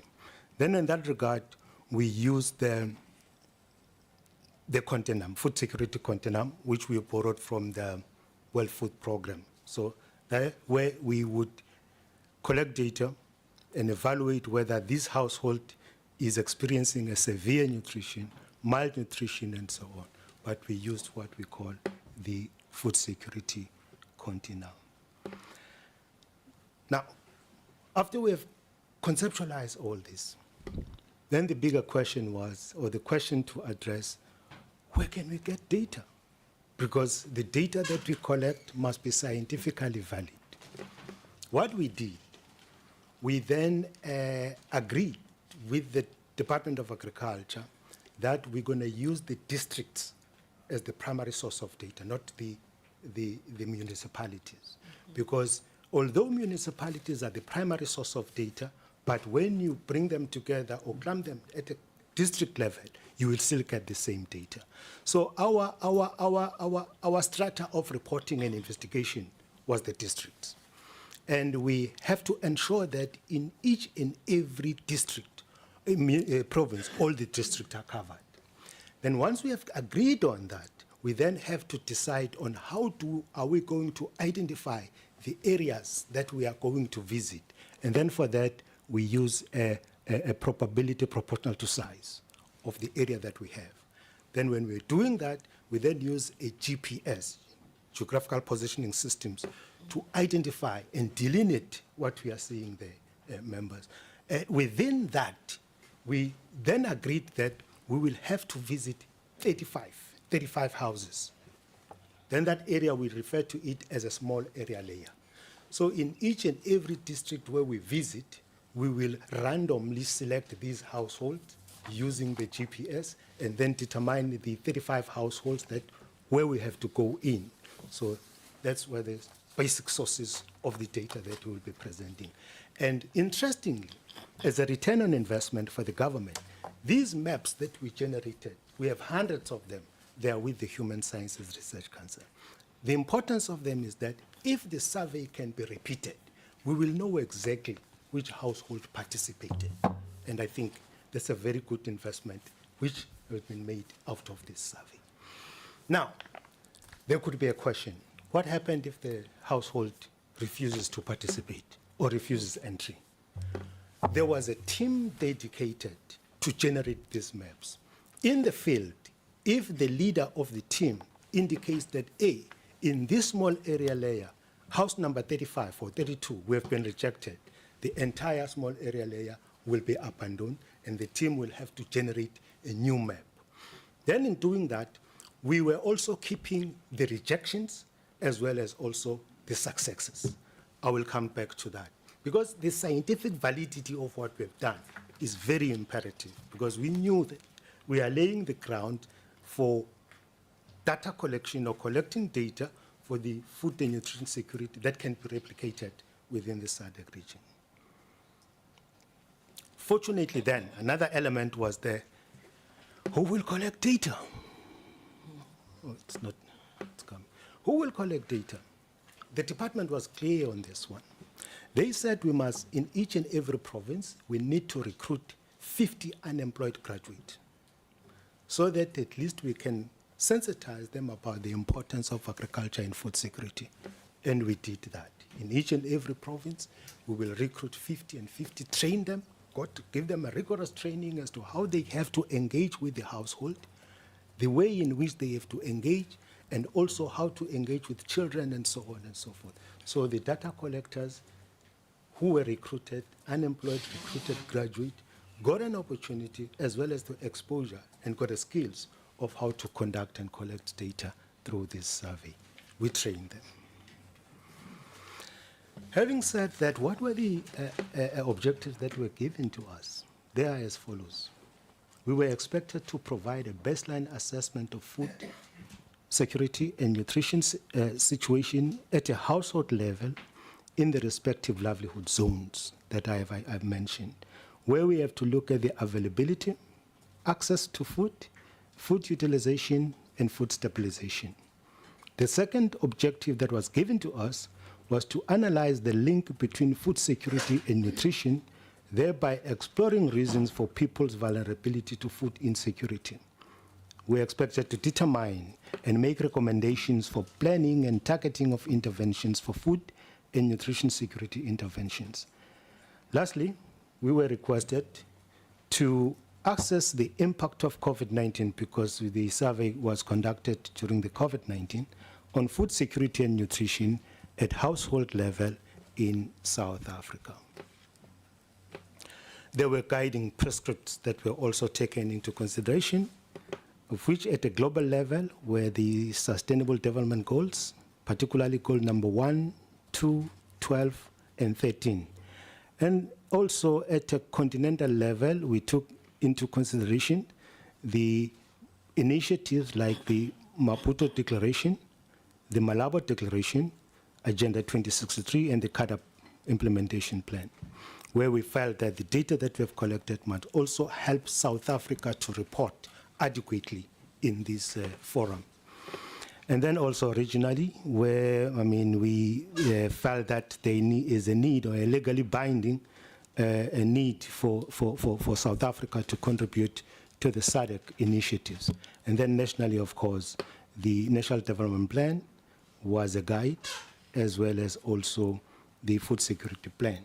So at a policy level, or within the policy context that it has been mentioned, indeed, the national policy on food and nutrition, as well as the National Food and Nutrition Security Plan, were the guiding prescript or the documents which make sure that we provide answers to them. So the findings now of this survey, after we have collected data in all 9 provinces, but let me then indicate that what I will be presenting to you members is an aggregated data, because we collected this data in each and every province, but using the district as the primary level of collecting data. So we developed 9 reports for each and every province that gives comparisons across the districts. And then for the national report, we have to pull the data and aggregate it at a provincial level. So that will be the focus of this presentation. But if any member would like to know, hey, I'm coming from this province, how do my districts compare? We have the provincial reports for that, that gives figures at a district level. So here, as I indicated, we targeted 46,585 visiting points. Visiting points are households. And you can see with this number and targeting 3 people in each and every household, the study was massive. And then 96.4% of these houses that we targeted and identified and tried to visit were valid.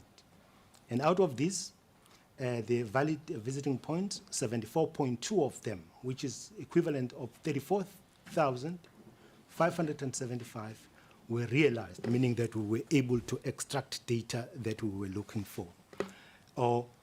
And then while the refusals only stand at a mere 6.9%.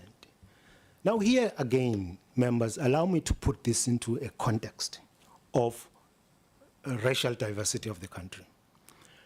We were not targeting a certain race groups.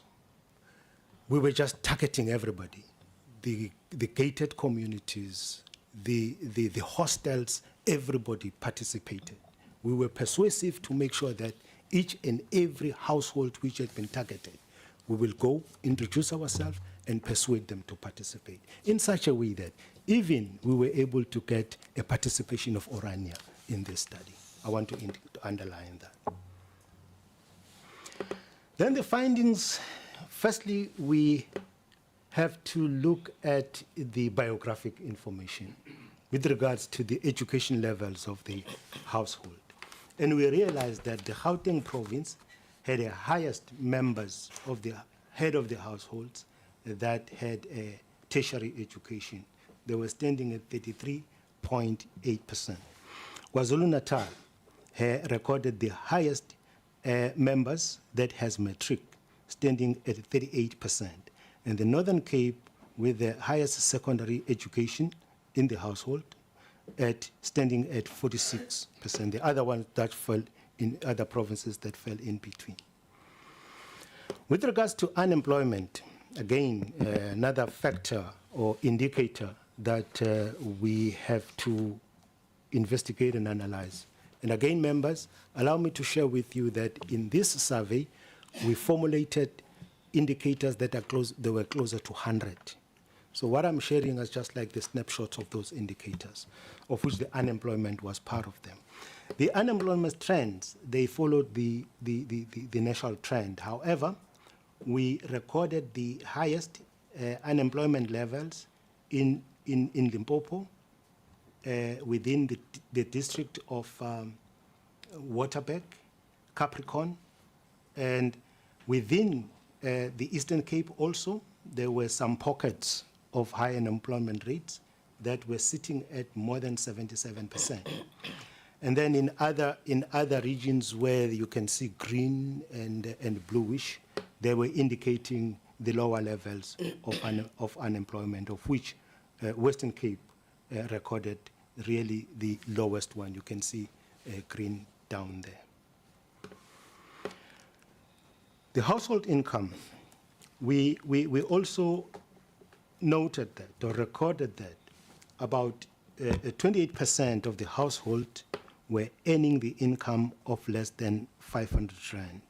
And then only about 37% of household were earning more than 4,500 per month, indicating that the majority of the sampled household were can be categorized as poor and therefore vulnerable to food insecurity. This, of course, is linked to the fact that there is a high unemployment rate, and then this is how much, on average, the households were earning. What were the sources of the income? We also categorized them, and we find that 16.5% of households across the country were receiving the social grants. So the social grants were actually the main income that was recorded by the, or reported by the household. And their distribution, you can see, the red again indicates the highest incidence of it, which is distributed according to the district that we visited. Then what type of social grants people were relying on? Mostly the old age social grants, and then the social relief grants that were provided during the COVID-19, they reported that. Child support grants sitting at 23.6%, disability grant 5%, and the foster care and the grant in aid and so on were below zero or closer to zero. The COVID-19 grants, of course, they were also reported and distributed fairly across the provinces, meaning that people were realizing that they were getting, or reported that they were getting the social grants, which also serve as a cushion to food insecurity at that time. With this amount of money which households were getting, what kind of services, particularly water, because water and agriculture are linked, they were getting?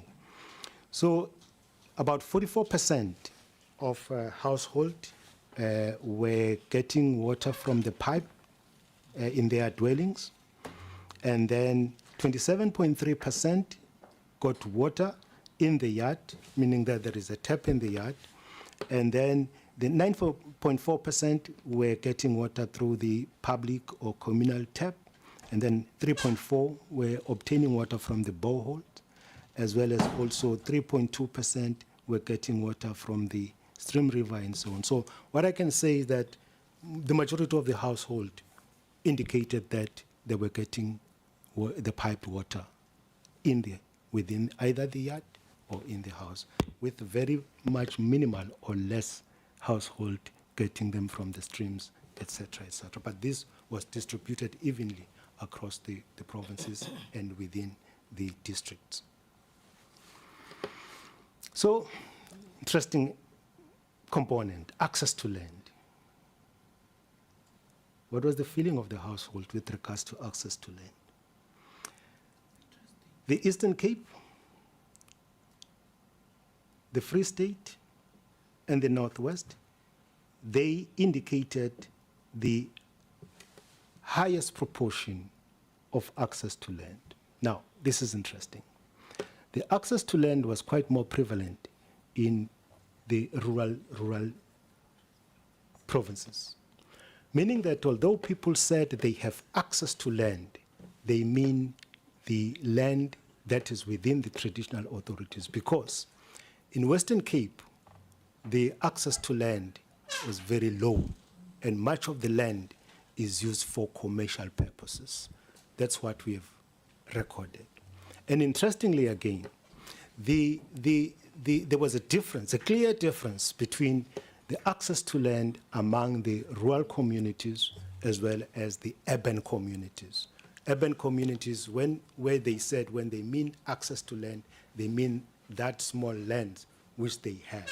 So the access to land varies greatly between rural, traditional land, and commercial land.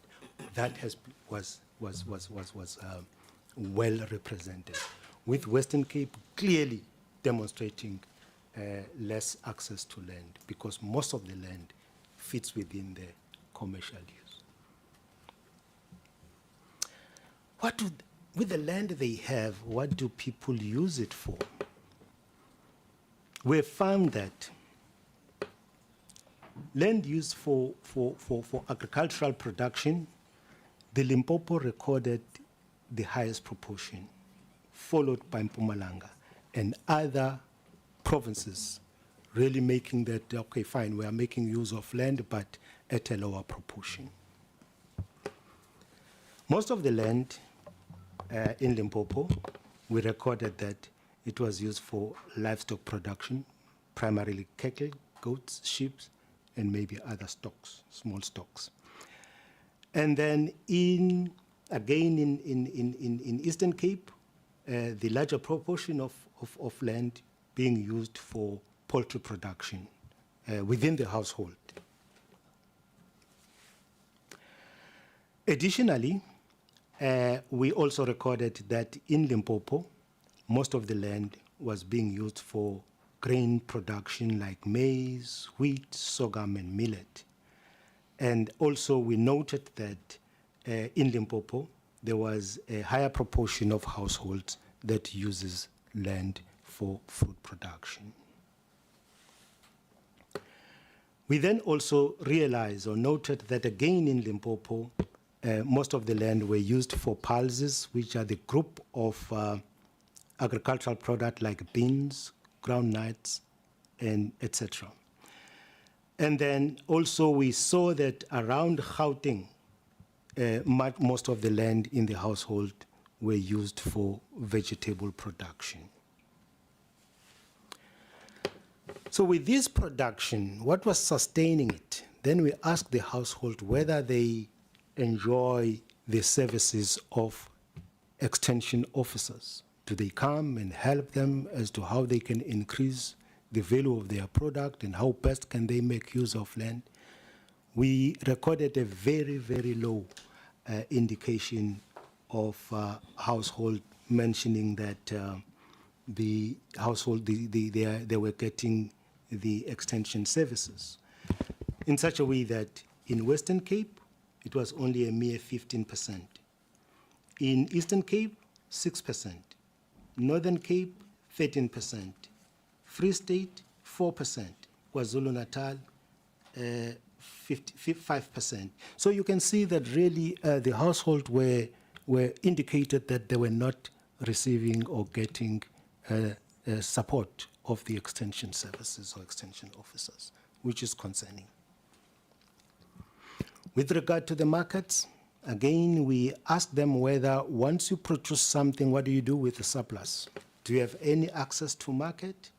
And again, the very lowest proportion of household indicated that they have access to land, to market. This has been shared among the members in the previous presentation, and I took note of it, that the household don't have access to market, which is real. Now then we came into nutrition indicators, starting with household food security indicators, looking at the household food insecurity access scale. Here it was an aggregation of what is the proportion of household at the country level that can say that they are food secure as per the household food insecurity access scale. 36% of households were categorized as food secure across the country. And 19.3% were categorized as mildly food insecure. And then 26.7% as moderately food insecure. And 17.5% as severely food insecure. With this classification, let me underscore the fact that it does not mean that when you clump the mildly food insecure, moderately food insecure, and severely food insecure, then you will get a larger proportion of households at a country level that are food insecure. That's how we looked at it.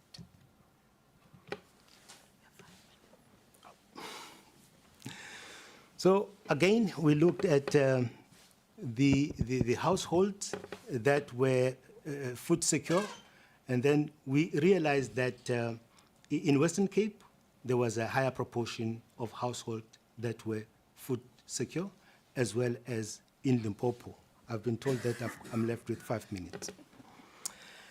Now, this is a very interesting one when we ask them whether, look, how do they feel, how the experiences of hunger, have they experienced little or no hunger in the past 3 days? We realize that the larger proportion, which is 79.2, indicated that they had little to no hunger in the previous days. This indicated to us that, oh, the social grants, the interventions, like the child support grants, they lessen the experience of hunger at a household level. But it's not that there is no hunger in household, but it's hunger that is lessened by the interventions, like the social grant and so on and so forth. We noted that. And then also we look at the dietary diversity score. Dietary diversity score looking at what type of food you are eating. Is it diverse enough to give you the healthy body that you need? And you can see that the dietary diversity score across all provinces was relatively moderate. I'll put it like that, running at 33%, 32%, and so on and so forth. And then the household food security indicators with regard to the consumption score, how much food do they eat? And then you can also see that most of the diet was composed of cereals, as well as also there were consumption, some other food stuff that were not that much nutritious. I want to underscore that.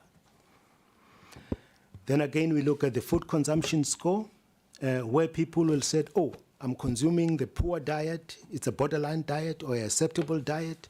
And you can see that the larger proportion, they were, of course, indicated that they were eating an acceptable diet, and that distributed across the provinces. You can see that Western Cape had 72%, Eastern Cape 62%, Northern Cape 51%, Free State 37%, KwaZulu-Natal 76%, Northwest 43%, Gauteng 74%, and Mpumalanga 47%, as well as Limpopo 41%.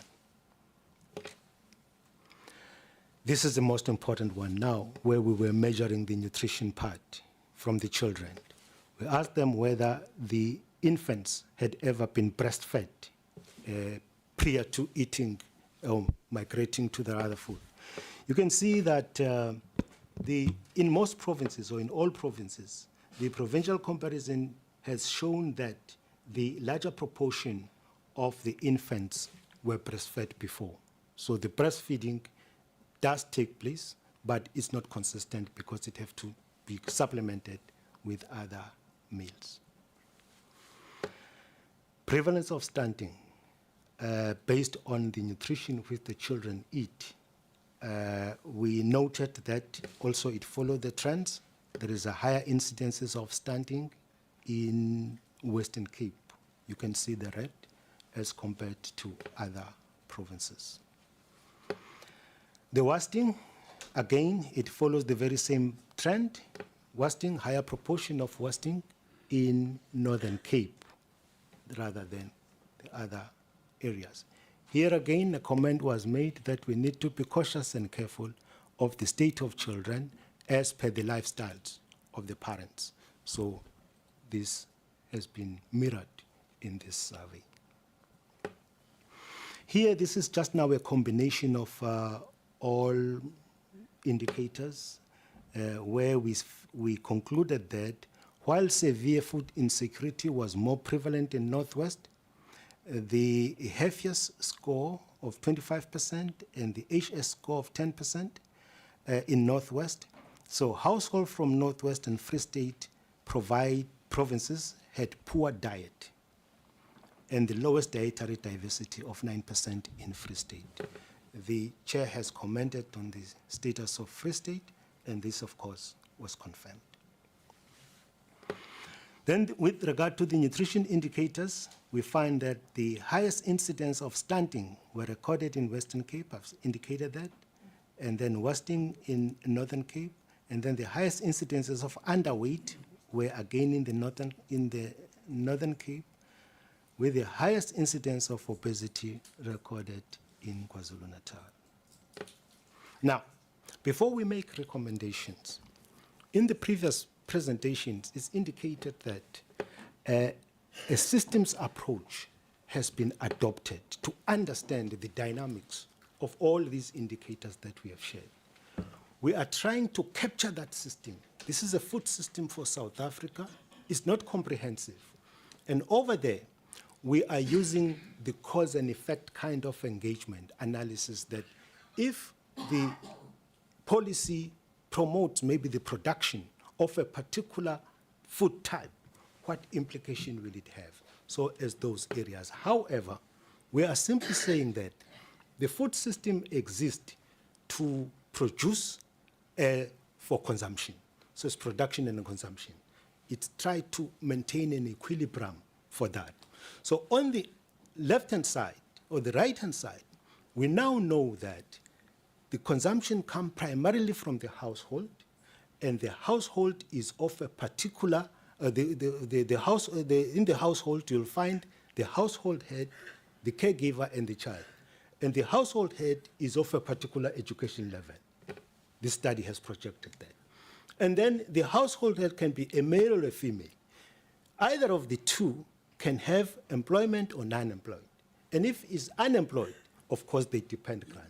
And then the grant become a primary source of access to food.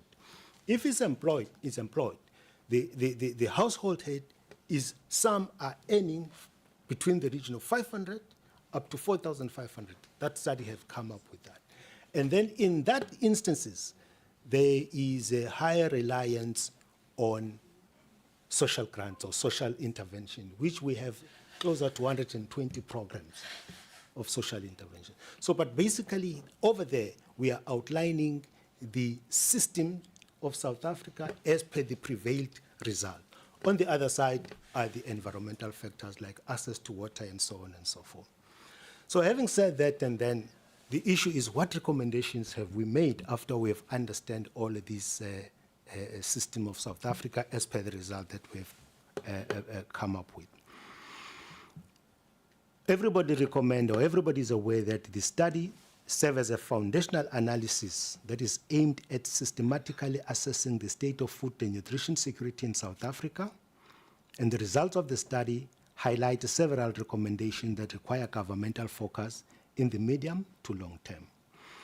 The observed provincial diversity within the national food and nutrition security indicates that each province functions as a distinct subsystem within the overarching national food system.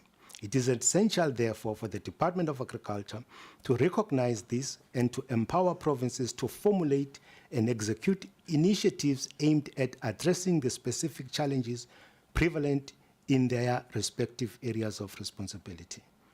We also took note of the fact that to enhance household food production and agricultural practices, it is essential to facilitate multi-stakeholder engagement aimed at increasing community interest in agriculture and food production.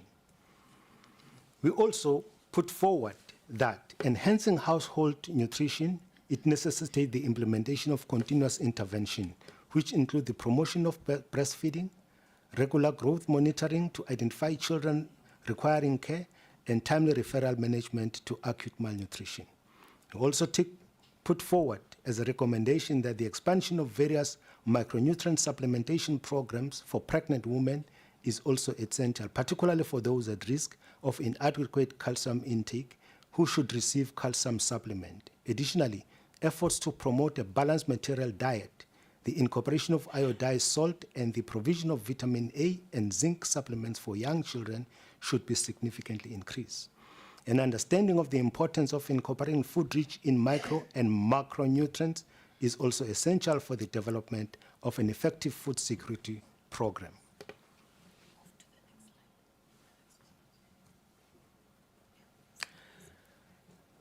Again, as part of the recommendations, we then said that there is a need for the promotion of domestic food production. There is a need for a focused investment in the establishment of food banks. There is a need for a focus and employment creation. There is a need for investment in food markets and food banks to improve the household food security. Then, as far as the land redistribution and restitution, then most households reported limited access to land. Hence, there is a need for deliberate land apportionment to empower the vulnerable, especially women and youth. We then also recommended an investment in the post-harvest agro-processing, where we say, although some households were found to be involved in agricultural activities, these are not sustainable and cannot ward off household vulnerability to food insecurity. Then enhancing food safety, we felt that informal traders and small businesses that trade in agricultural products need assistance to help them improve the quality of their services through quality assurance and extend the lifespan of their products. COVID-19 has irreversibly transformed the human perception of food and food safety, and as a result, people have realized the importance of consuming safe food. No problem. My CEO is saying that we need to look at the interventions as per the Department of Agriculture. The Department of Agriculture has responded by appreciating the fact that there is a need for enhancement of sustainable local production as per the dialogue that took place in the summit of September 21. There is a need for promotion of economic and environmental resilience. There is a need for facilitation of inclusive, sustainable, and competitive value chains. There is a need for promotion of integrated food systems policies, legislation, planning, and governance. Much of this, or most of this, were explained to us this morning. And also, they have intensified the presidential stimulus, employment stimulus, of which they are working hard to make sure that they are disseminating it to provinces in such a way that, based on this survey, they have identified certain districts which they refer to as the priority district, where the PACE program have to be intensified. There is an action plan which they put in place that include the dissemination and use of the results for the National Food and Nutrition Security Survey, and I can confirm that in each and every province, the report is now a focal point, or the evidence of how the provinces and the national department have to respond to the issue of food security in the country. Then there is a National Food and Nutrition Security Plan, which is being reviewed, and also working on the transformation of food systems. The DDG indicated today that there is pathways which are being followed, and we are part of that. And then again, the implementation of the food and nutrition security programs, a variety of them. Some include Ilima Litsima and so on and so forth. With this exhausting presentation, I hope I've never confused the members. Thank you very much for listening to me. Thank you. Honorable Chair and honorable members, thank you very much for giving us even more time to go through a detailed presentation. We appreciate, and thank you. Thank you very much, CEO Prof. Sarah, for the presentation with Prof. Maufe for the presentation that we've had. DDG Maufe, thank you very much for the team. Prof. Smelan, we appreciate the presentation that we've just made. We gave you the time because we wanted to balance the presentation that we've had before and the one that we were making now. Very interesting observation that I've made as you were presenting on slide, I think it's slide 33 and slide 34, where the provinces that seem to have land are the ones that are food insecure and are the poorest, your Eastern Cape. And could there be any reason why do we have such a situation? Is it lack? And I want to bring in also DDG Mehlomakulu. Would it be the fact that that land is not used for agricultural means? Or if they are using it, is it not enough? Or what kind of agricultural produce are they making there? Why do we have them, the province that has land and does not have food or nutritious food? Honorable Ocamp, Northern Cape is one of the provinces that have severe food insecurity and that has a risk of stunting and the like. I'm not very sure about KZN. Did we say KZN do not have land or what is happening there? Because in the previous presentation that was made by DPME and Dr. It's Dr. Who was no, the one who was making an intervention there, Dr. Masilela, who made a very interesting comment about, you know, obesity being one of the reasons of food insecurity and the like. And I think you also went into that also as you were making this presentation, Prof. Just checking as to what could be the issues there.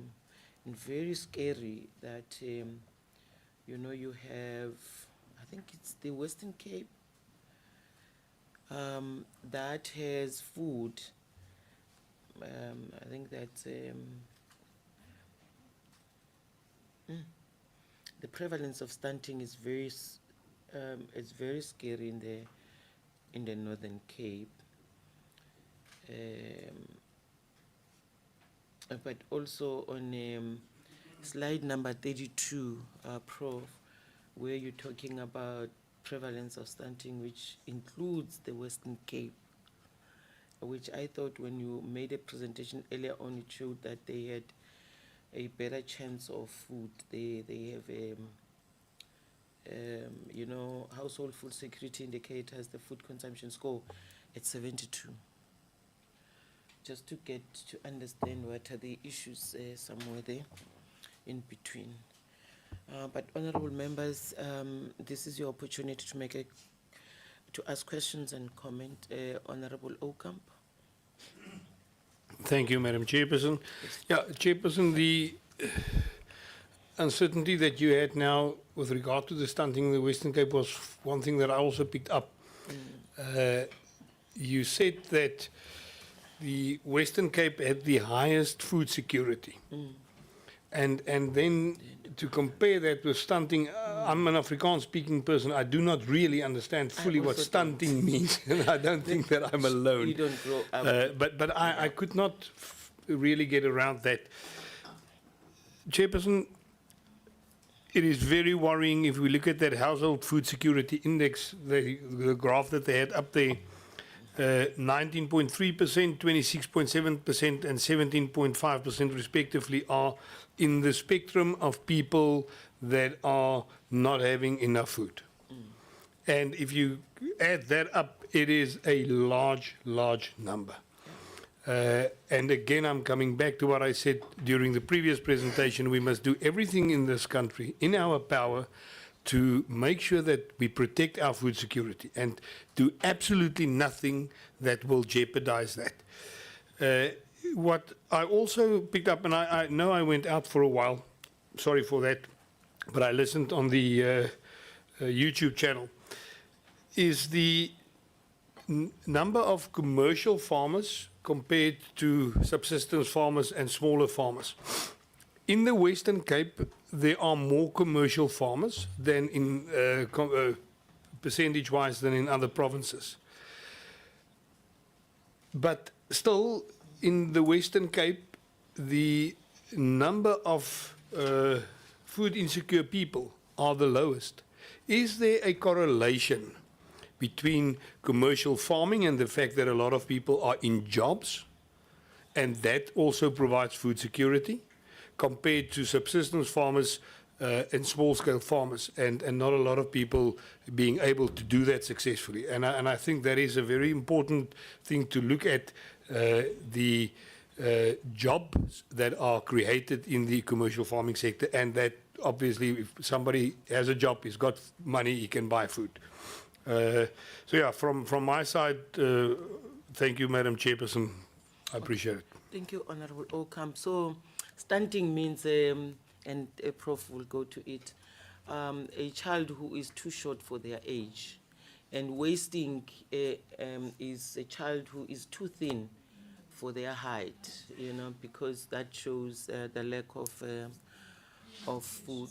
food. I'll have to Google that. Yeah.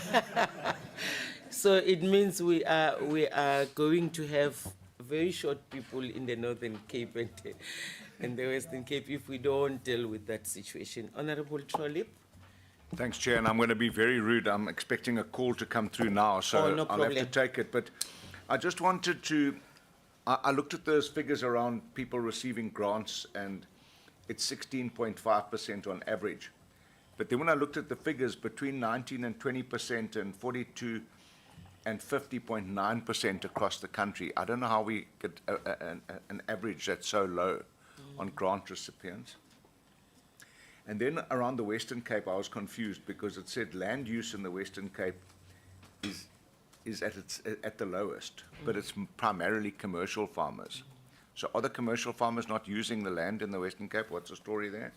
And then low access to markets, also lowest in the Western Cape. So if the Western Cape is the most commercially active province, why are those figures so low? I don't understand it. And then for us as a committee, access to extension services is something we talk about all the time, and it's very, very poor.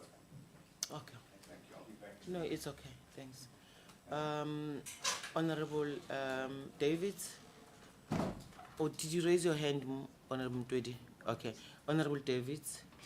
Thank you, Chair, and thank you for the department and the professor for the presentation. My issue is on the first, your Just try and go closer your to your mic. introduction, where you speak about food access problems. Why is the Western Cape not part of that? Well, in your other, when you go into your presentation, you speak about the Western Cape, because I'm from the Western Cape, and I can tell you, Prof, there is problems with food access. If people in the Western Cape don't get a grant, they won't have food. And the other issue, Western Cape have a land issue because they are using fruitful land for development. The soil is fruitful. They can do food security on that soil, but they prefer to do development and chase away the farm workers. Then the other issue is the challenges you spoke about, limited access to resources and infrastructure. That is a water crisis within the Western Cape also, because every Sunday I visit farms. Yesterday I come to a farm Sunday, the meat farm. Those people are without water for 10 years. And the farmer just moved to another farm where they are not doing food security. They are only doing not food security for South Africa. They are doing commercial farming, export everything. 80% of what they are producing, they are exporting it. And 20% stays in our country. And that is why I welcome your report, but I really think that the department must really intensively look into the Western Cape. Because there's no way that there's a problem. You said we must work interlink with all the municipality, province, and national. Why is the municipalities, why are we not intervening in the municipalities that is allowing rezoning for development while that land can be used for agriculture? Why are we doing that? Because here in the Western Cape, I can tell you, go to any rural area, you will just see development on the farms. Houses and hotels and restaurants, while that land is fruitful for food production. Thank you. Thank you very much. Inkosi, ndabe sitawuphakamisa. Okay. Honorable Mtwedi. Thank you very much, Chair. Just a few things. On the source of data, the Prof did mention that it was 35 houses. I just want to know, is it 35 houses per district or per local municipality? Yeah, per district or per local municipality. And the other one, Prof, is on the issue of the 6.9% that actually refused. I just want to find out, are there any reasons why they may have been such a refusal? or do we have a breakdown also per province so as to get a picture what could have actually informed such a refusal? Now, the other thing, Prof, is that you indicated that 27.9% of our people, they are saying source of their funding is on the social relief in distress. I think this is quite huge, and anything that would suggest a discontinuation of this, the picture will drastically change.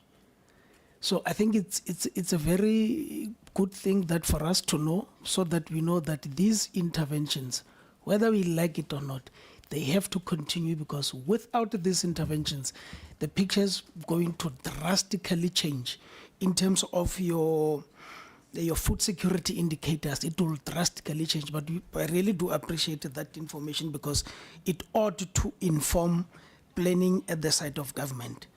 Now, the other last thing, I think, is on the rural provinces with access to land and the land use. Are there any reasons why provinces with access to land are not putting this land productively to good use for them to produce food? Because I think when you started, you did mention that people are no longer producing food. Are there any reasons why? Are they not producing food when there's access to land? And maybe those reasons, some of them, I think you've touched on the recommendations, like around post-harvesting processing investment, which is something that lies at the side of the department, to see how do they deal with that. And I think Honorable Trolip did raise the issue of extension services, which is actually, I think in the report that we received, we're saying one extension officer is to about 1,800 people that they must service. But I think it's really paint a picture that we know that there's a very low number in terms of people that would be reached through extension services, which we really need the department to look into this thing and see how do they actually deal with this thing. Thank you very much, Chairperson. Yeah, thank you very much, Honorable Mtwedi. I think you assisted me, because I also wanted to know the reasons why some would have refused, if you did check, because when I look at the presentation, you have Western Cape, Gauteng, Mpumalanga, followed by the Free State as the highest percentage of communities that have refused. I see that on your sources of data on the small area layer, which is what Honorable Montwedi has asked, you made the picture that we have here that you've shown us. It shows Mkondo, which is of course it's my province. Which is a municipality, and that's the question that Honorable Mtwedi also asked, if you were concentrating on a municipality or in a small area or in a district in a line. But I'd like to go back to yourself, CEO, Prof. Sarah. Chair, maybe let me allow the team, allow Professor Hongoro to just speak on access to markets and the issues of stunting.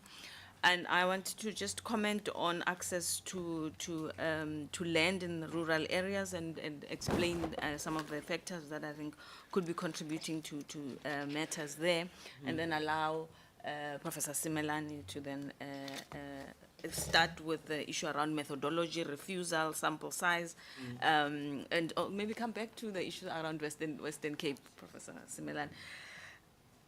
Access to land does not correlate to food security. I think that's important for several reasons. One is that subsistence farming is less popular these days, and it's not a preferred way of getting food security. I think in other research we are seeing young people not wanting to take up subsistence farming as a way of food security, and I think a lot needs to be done in terms of capacitating our youth and in taking up subsistence farming, but also just farming for commercial reasons as well. I think a lot needs to be done there in terms of educating citizens around the value of subsistence farming.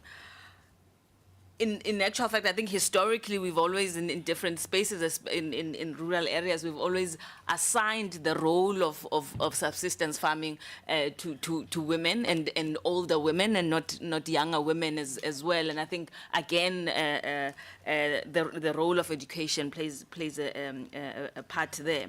The second reason is what the research has also found, the extension officers. And we're not saying that the extension officers are not doing what they need to do. I think the challenge is the ratio with the need and the number of extension officers. The last two reasons is there is a correlation between subsistence farming and income, because with income you can buy seeds. With income you can also upskill yourself. Again, it's not you have access to land and therefore you can do subsistence farming. That subsistence farming requires tools, requires seeds, also requires skills. And I want to come back to the issue around innovation in farming and making sure that we upskill communities around farming. Let me go back to Professor Ngoro, if you can just talk about markets quickly and stunting, and then. Just before you go there, Prof, you just said, just before we go to Professor Milan, you just spoke about the issues around extension officers, and you are trying to navigate, you want to be politically correct, that they may not be, that you don't want to say they are not doing what they are supposed to be doing. We know as a committee that we have less extension officers, which is what Professor Smelane did raise in the beginning of the presentation. And the second part is the one that you're talking to subsistence farming. The previous presenter, which I think it was Dr. From a DPME, he spoke about the fact that, he related the issue around food nutrition, malnutrition, with the school pregnancies, and that those kids are young, and as a result, they don't have access to food and the like. I think that this I want to relate to the issues around subsistence farming. The same thing that at school we have these young kids who are getting pregnant. It means we need some sort of an education that would deal with that, and he requested that members, when they visit schools, they must continue to talk to that. But subsistence farming, some of us during our school days, it was something that we had at school. There was a time when we all have to go out and go to agriculture, the garden, to go and plow, and we could get food out of at school, and I don't think we now have in that curriculum of the Department of Education. So it's something that we have to highlight, and I think you raised it very well, that it's something that has to be highlighted.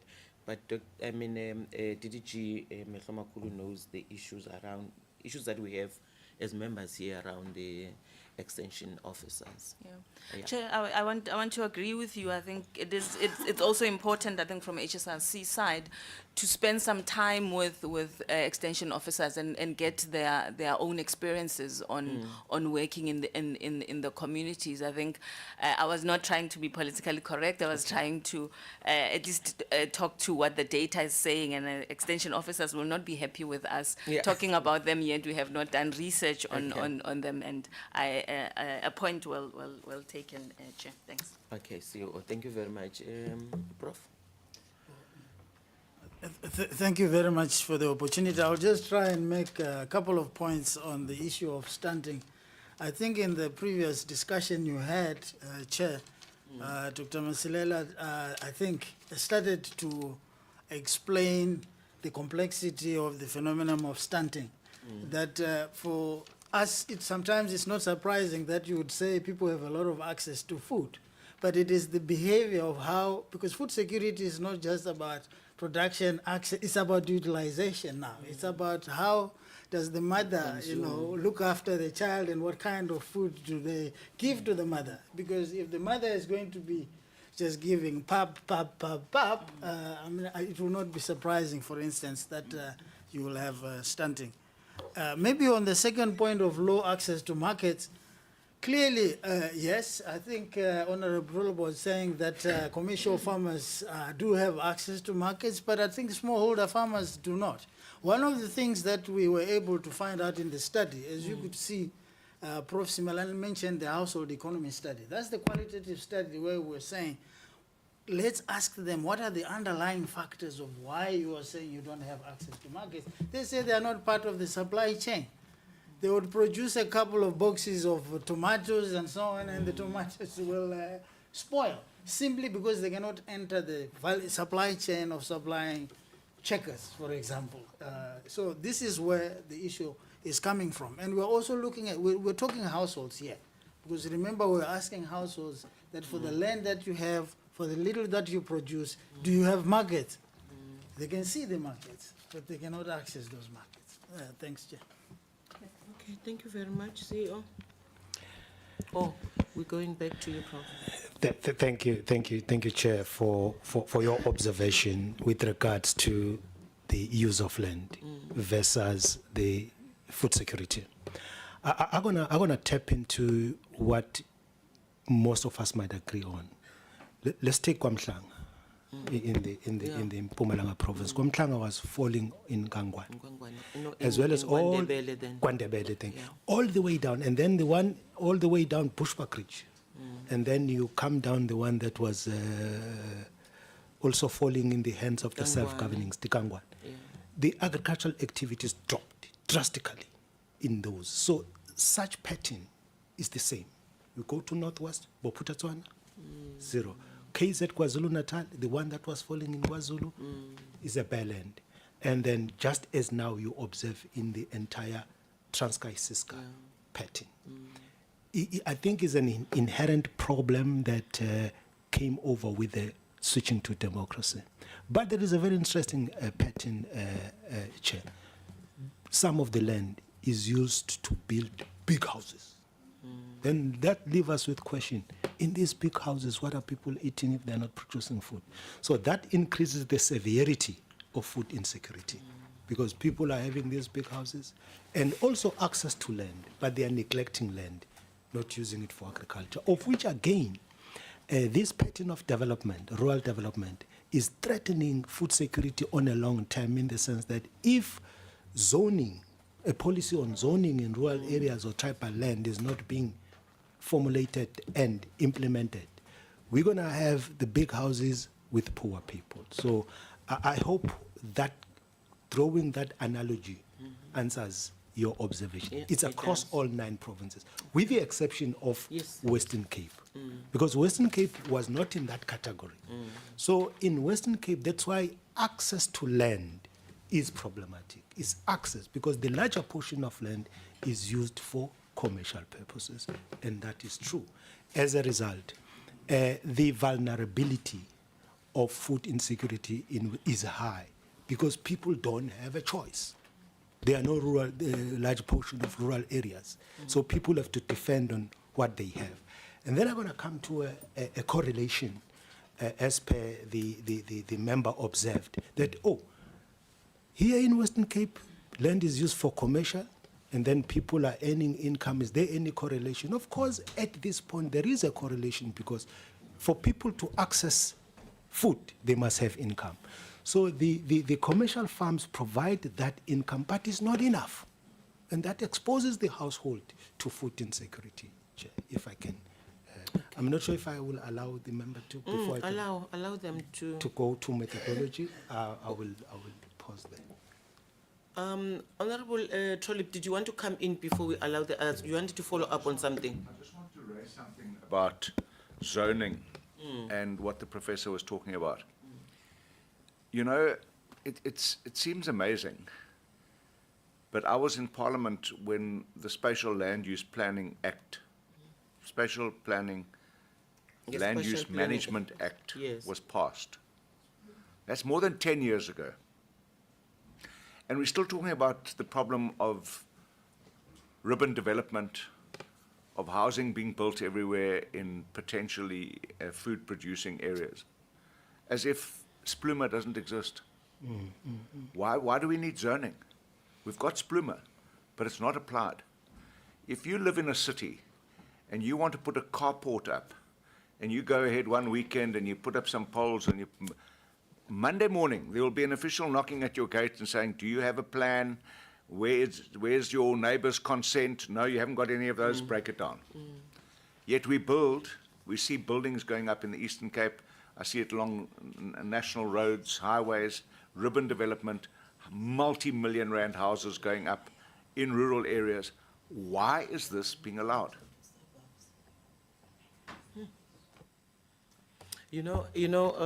Honorable Trolley, that which you just raised now on Spluma, somebody was saying to me, in the Eastern Cape, actually, there is a problem, and now we are going back to it. That most of the land is developed, and villages are turned into cities and whatever, and towns. R63, you have big houses there developed and the like, and the question is the same that you are asking: what happened to the act, because it was passed? So whether you'll be able to address that, Prof. Thank you. I will pass it to DDG Mehlomakulu. Maybe you will be appropriate to answer that.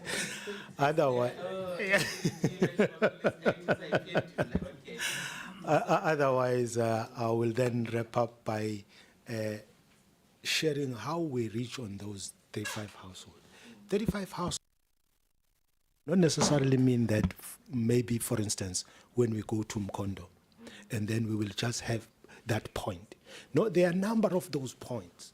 But where the point falls, because in my beginning I said we use proportional probability to size.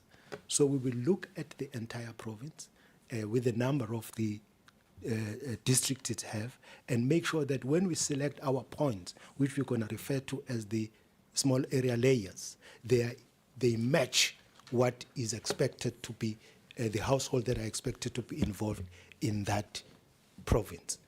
Because we also had big provinces like KwaZulu-Natal that had 11 districts. So we try to balance. So probably you'll find that maybe if we are in Sekhukhune, I'm making an example in Limpopo, we will have maybe 5 of those points. So those 5, each of them, as per the standard of the survey, must have 35 households. So that's how we worked on it. I'm not sure, Honorable Ma'am, if it answers your question. Those who've denied. That's right. Now, the last one will be to answer the smaller proportion of those who refused. The survey, before we can even go to the field, we compile the proposal and submit it to the Ethics Committee. The Ethics Committee emphasizes the respect of people who we will be engaging with. So the fact that your house have been chosen or selected to participate does not necessarily mean that we are enforced. You still have to approach you in a very well-mannered way and invite the household to participate.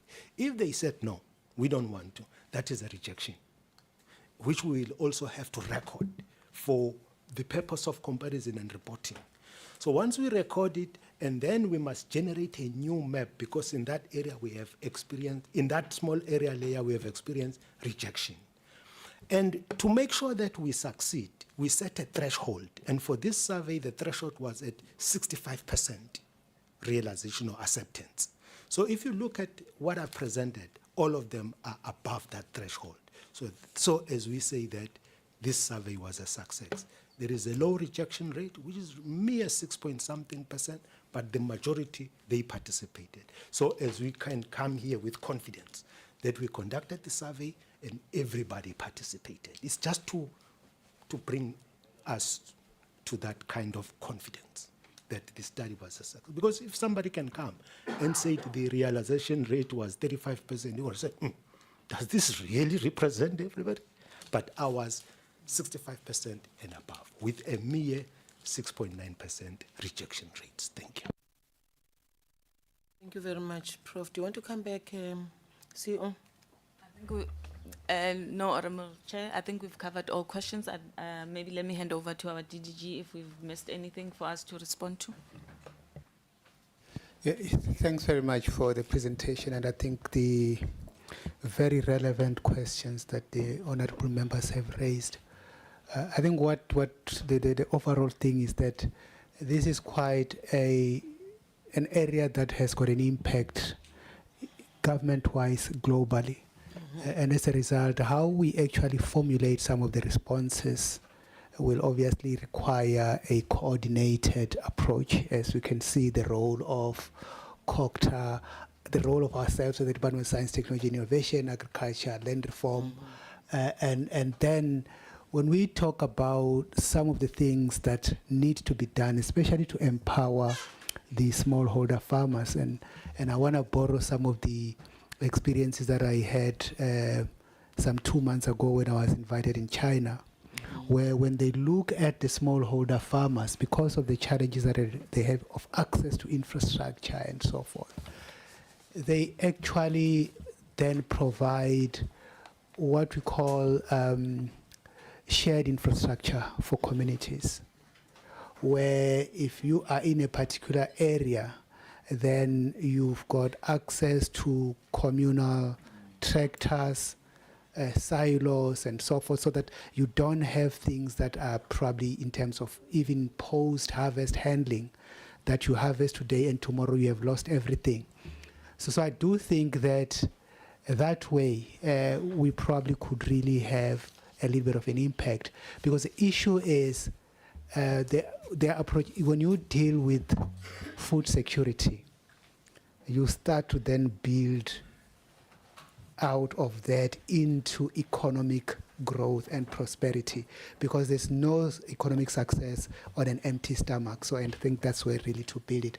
So I do think that this presentation and this research and survey really gives us a lot to think about, and to really, as we continue to reflect jointly with our colleagues, and likely we've got a memorandum of agreement which we can really need to work together on, is how do we make sure that some of the recommendations we immediately work on to make sure that the role that we're looking at in terms of food security can be realized. So I think those are just some of the comments that I wanted to make, and to say that as a government, we are pleased to say that with entities like whether it is the CSIR, HSRC, we are able to have what we call evidence-based decision making. So we don't just wake up and say, let's do this, but we've got evidence, we've got data that direct our thinking. And I think that is really what the building of a capable state is about.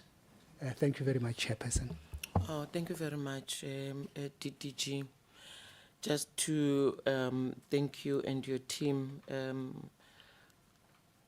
acknowledge the fact that you made time to come and make a presentation. Dr. Maneshri, thank you very much.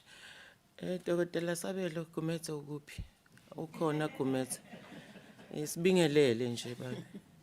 Sawubona, Chair. Thank you very much, Chair, and thank you very much to members. Okay, thank you. Thank you very much, and Dr. Ongaro, thank you for coming. We do appreciate your time. DDG Mehlomakulu, did you want to say something? Honorable Trolip, ubuze ngespluma kodwa sekahambile, and then now I'm reminded of the prevention and the preservation and development of agricultural land that has been signed, the act that has been signed by the president recently. So the question for me was, I know that we can have this act now, but if we don't have the regulations, it may take longer to start implementing. If I may ask if you have started already, if you know, in the department with the regulations. Chair, correct. That was going to be my response, to say, as recently as last month, the president assented into the bill the one that looks at the preservation and development of agricultural land to address exactly what was raised here, besides the Special Land Use and Management Act, SPLUMA, which its implementation is with the municipalities, with our department just playing an oversight role on that. The act was just recently passed the bill was recently passed into as an act, and the work is ongoing, Chair, to then develop those regulations, which we believe will assist with this development that is happening on a very high productive agricultural land.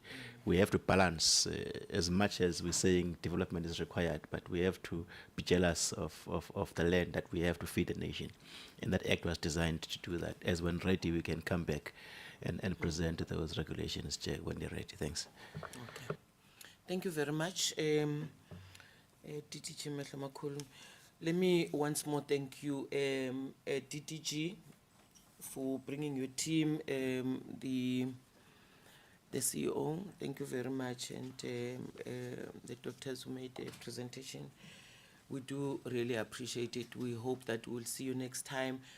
We will go on our own also, just go deeper into the information and juxtapose it with all the other provinces and see what are the differences there and what are the challenges there.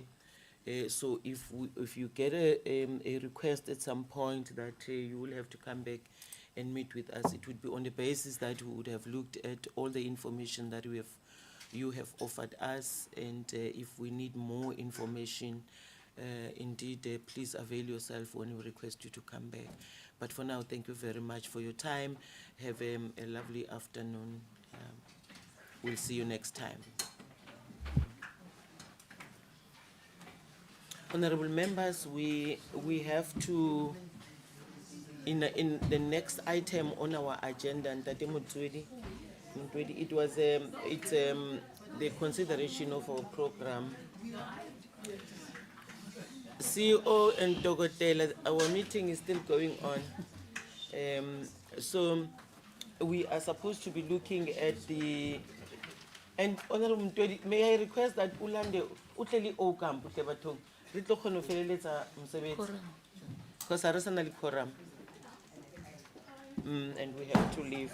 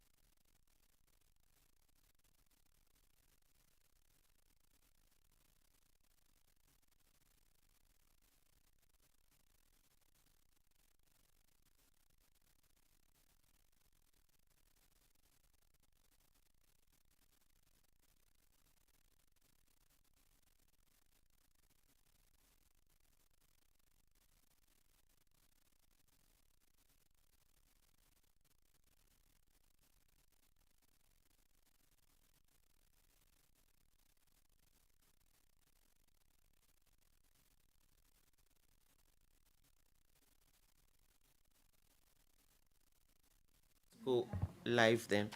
So,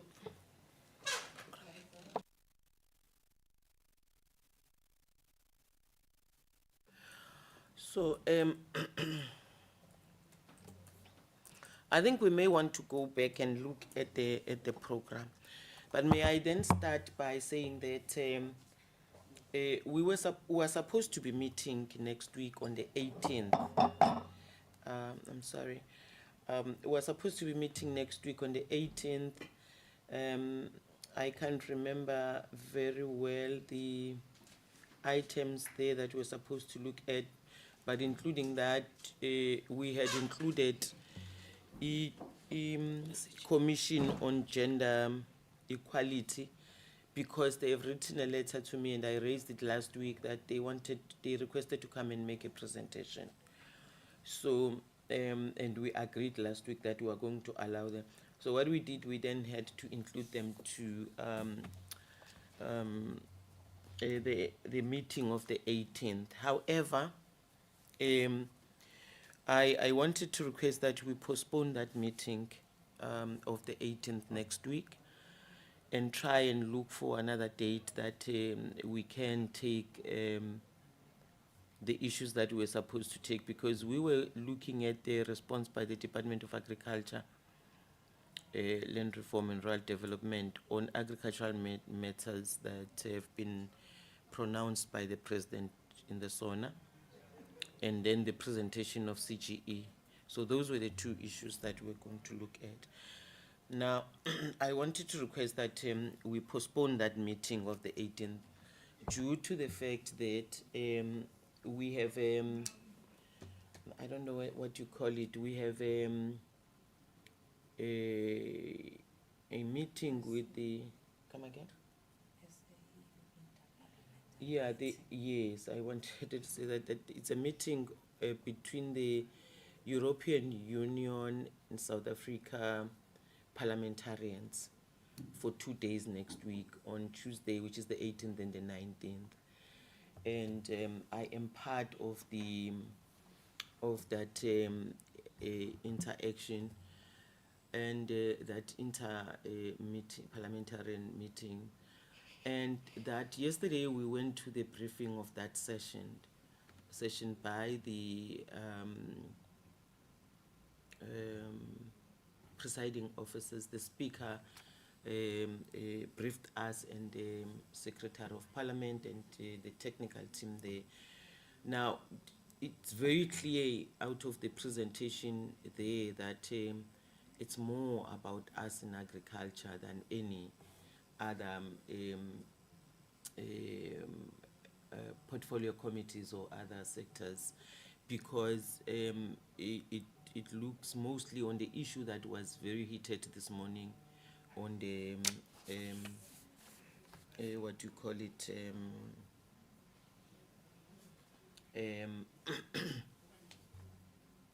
the trade relations and the like. So it means we have to be leading the team there and making very important preparations and presentations. So I'll be representing yourselves, colleagues. So if there is any issue that you think we must raise as part of the presentation that I'm going to make, please make an input, honorable colleagues, so that in the presentation that we are going to make there, we can include everything and anything that you think is important for us to share with the European parliamentarians. And of course, as we face this kind of challenge, we may want to lean on them at some point on the issues that we want to raise. So yeah, that's it. That's why I'm requesting that we postpone that. But two, that if it could be possible, we look at any other day, whether it is a Friday or so, where we can include this meeting that we're supposed to have next week on Tuesday, to have it either on a Friday. If it doesn't, we can look at any other Friday, not necessarily next week's Friday. If it doesn't, if Friday does not create a problem for many of yourselves, colleagues, so that we can feed that in and have a meeting. I wanted to raise that. So in the meantime, while you digest that, let's go to the program. We did receive our programs. So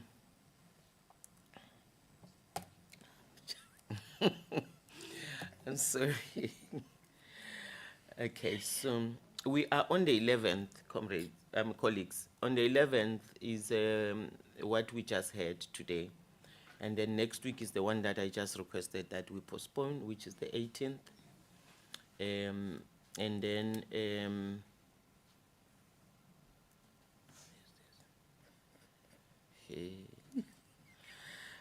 colleagues, I'm using another laptop. You know, in this parliament, we still are not adhering to 4IR, you know.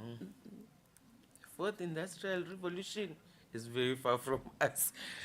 Okay, so yeah, thank you very much. And then I did say that on the 18th we were supposed to have that presentation by the minister and the department on the pronunciations made by the president in relation to agricultural matters in the SONA. And then the 24th to the 28th of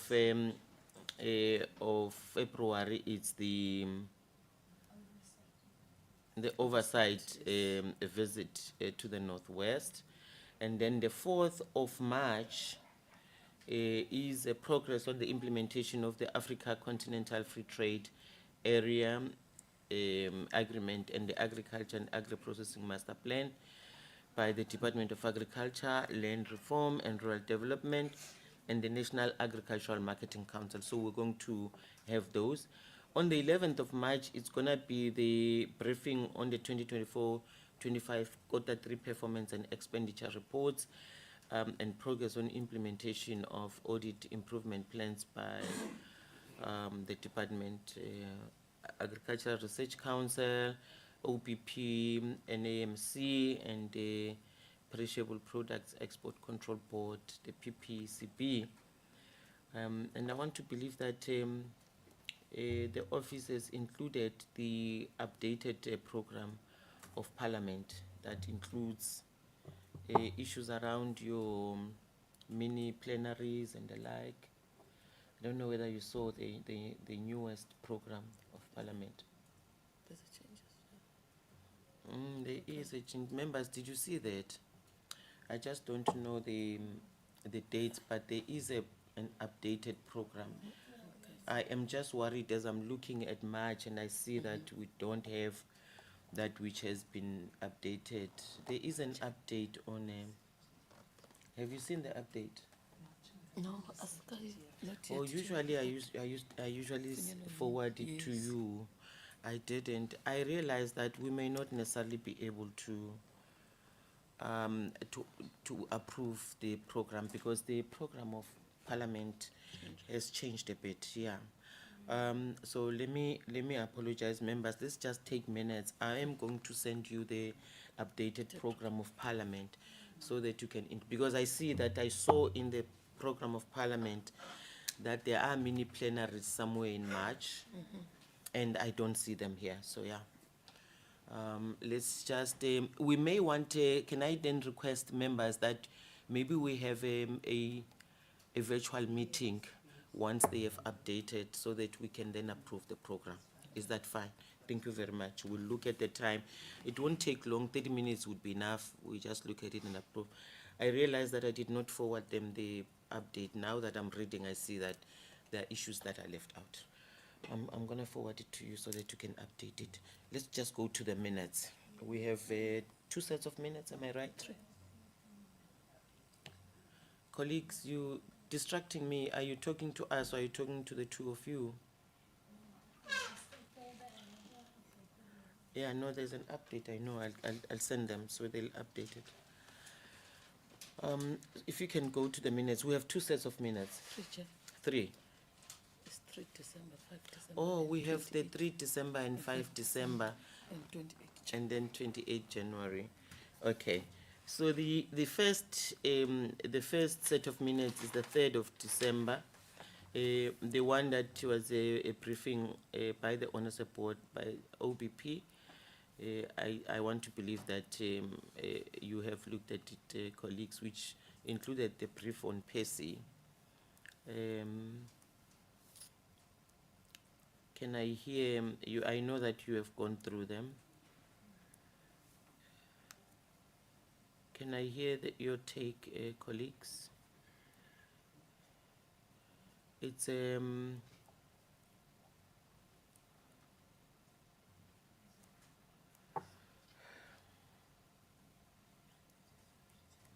I think on OBP we even have made a follow-up now with the minister. So the issues that we discussed then have been followed up already. It's I wanted to tell you the pages. It's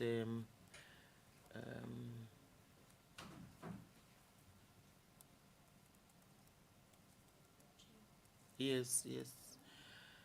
Honorable Davids, do you Okay, move? Chair, I move for the approval of that minutes. Okay, you move. It's an 8-page. And that is the minutes of the 3rd of December. Okay, there's a mover there, and there's a second underline. A mover by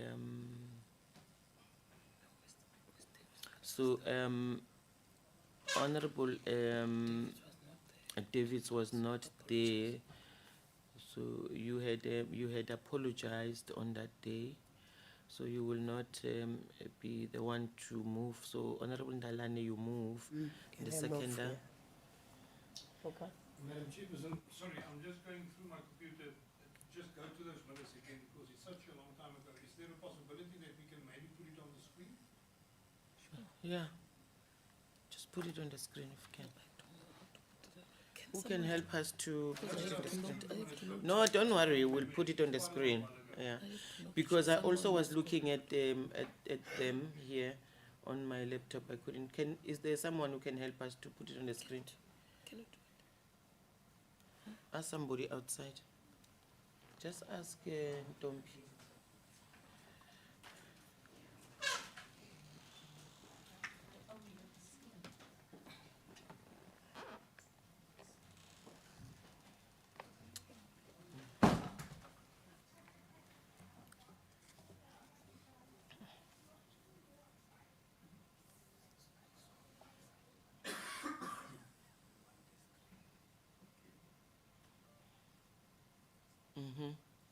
Just make it a little bit bigger so that members can see.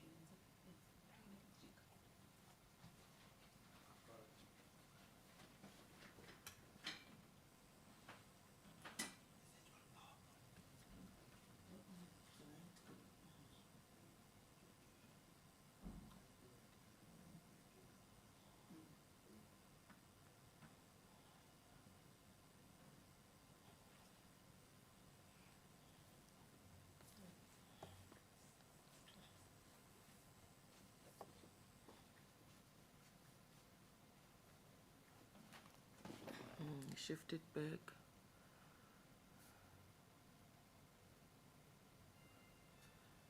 Yeah, I think there it's better. Can you see it, colleagues, or just make it a little bit? Iku 75.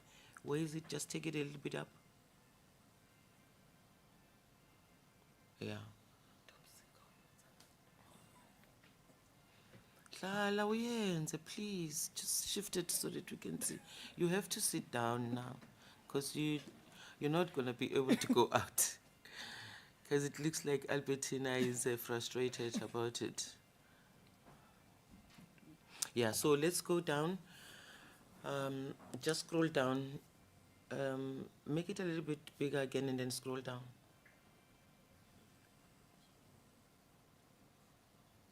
Shift it. Okay, shift, yeah, scroll down then, let's see. It looks like your screen is now skewed. It's too much on the right. You can bring it in the middle.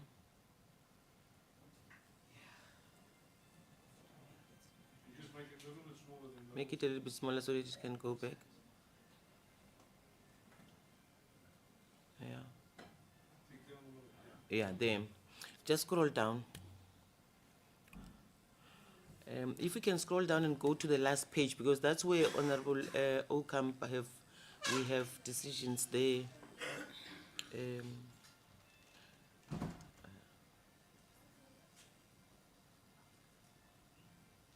Just go down and see if Honorable Ocamp you'll see what I'm talking about, and if we want us to go back, we'll go back.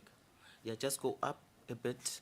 There's this part that we see before the adjournment, committee resolutions there. Just scroll there.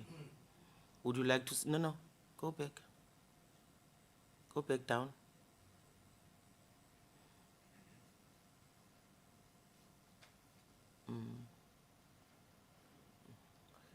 Okay, let's start from there. Yeah, there. Just wait there. Chairperson, the only thing that I remember that I had with these minutes, you remember that the first presentation that we received was from OBP. Yes. And in the committee meeting, we had, as members, quite a lot of questions with regards to the funding and the amount.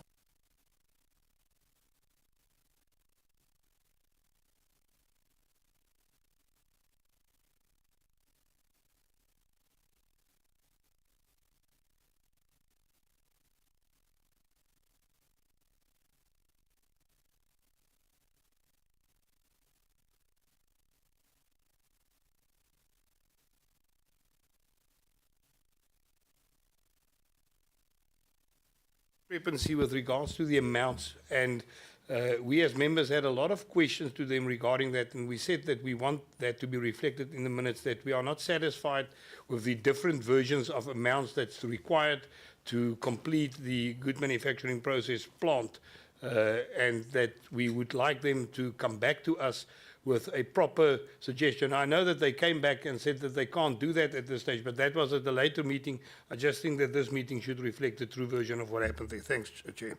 I remember what you are talking about. I'm not very sure if this is the meeting. Just go back to the presentation by OBP. That was the first presentation. Yeah, now I remember because we're sitting in that boardroom there where they raised the issues around the different amounts, but we said they must go back and work on it. It's the same meeting where they spoke about the fact that, no, it's two different meetings, because then in the last meeting of that, they came back and said, that's where they gave us a presentation about the fact that they have not been able to appoint what do you call them? Principal agent, yeah. Principal agent, because they were waiting for the minister. I think everything it's covered here. This is not the meeting where they raised the issues around the different amounts, because they came back in the last meeting that we had with the minister, without the minister, where they raised the fact that they have not appointed the principal agent. Do you understand what he's talking about, Albertina? Chair, if I may come in? Yes, please. If you look at page 3, page 3 under A, they talk about the 1.2 billion that was requested in 2012. If you go further down to F, it speaks about the quantity surveyor, roughly around 750 million rands with inflation adjusted, 893 million. So that was the meeting where they gave us those different amounts, and when we spoke out against them having all these deurmekaar amounts that they gave us, and said that we need to get proper figures, they then at a later subsequent meeting came back and said that they can't do it before the principal agent has been appointed. Yes. But in that meeting, we as a committee expressed our concern about all the different amounts that were given since we were there on the 8th or 9th of October last year. Okay. No, I see this is the meeting, where everything is registered on the amounts. Honorable Mtwedi?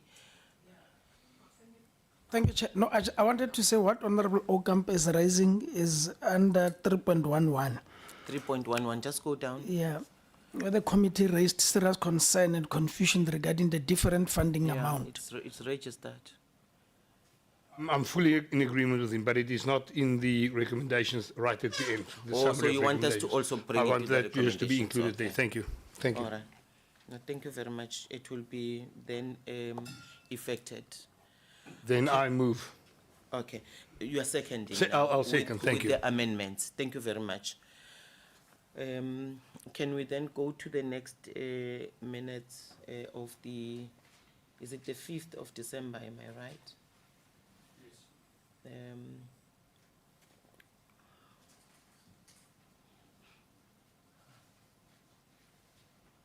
Okay, take us there, Albertina.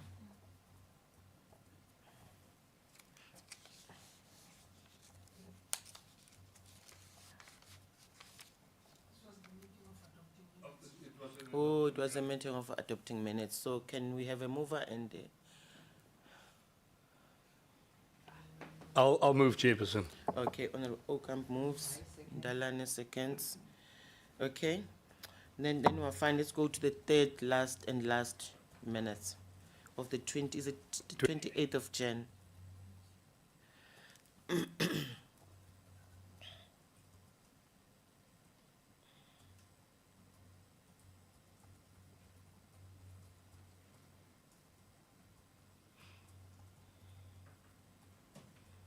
Okay, so that one that we came to,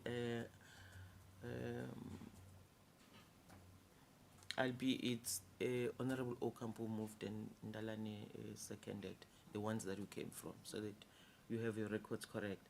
Then this is the last one that we have. Can you just scroll down? That's the 28th. And that was a virtual meeting where we had a presentation by Professor Kirsten Elsa. Okay, just wait there, but is there anything you want to raise, colleagues? I move, Chair. Honorable Okamp moves, and the seconder? Ndalane seconds. Thank you very much, colleagues. Bekon, she was. She was. Yeah, the virtual one, she was. I know she was. On the virtual one, I can see all of you there. Okay, yes, Honorable Okamp. Chairperson, just to come back to our earlier conversation this morning, I did misquote you. You did not say that we must leave Yes. AGOA, but you did say that we must forget AGOA. I went and I watched it, so I just want to place that on record so that you can also go and just have a look at that. And the reason why I reacted was that maybe you misspoke, but that is definitely what you said. I went and watched the YouTube video, and I'm just concerned about the message that we will send out there if the chairperson of the Portfolio Committee on Agriculture say and use the words, we must forget AGOA. So it's not an issue. I just want you to go and have a listen to that. I'm sorry for misquoting you, but I think the gist of what I was getting at is definitely was in that, and you and me can discuss it later on, but I just wanted to put it on record. Thank you, Chairperson. Okay, thank you very much, Honorable Okamp. It's good that you raised it. Indeed, the intention was to say we must not forget it. I don't know whether I said, I'll go and look at it. I don't know whether I said we must forget AGOA. I made an what do you call it? A saying that says if you focus on the door that is closed, you may miss the other doors that are opening. But I didn't say we must forget. I get what you say. Yeah. My recommendation is just go and have a listen to that. Yeah. Because it might not have came out as you have meant it, Yes. as you now say. But just go and have a listen to it. Thank you, Chair. Okay, no, thank you very much. I know that that is an issue that is dealing with by the President and the International Relations team, plus the Department of what is that? Trade and Industry.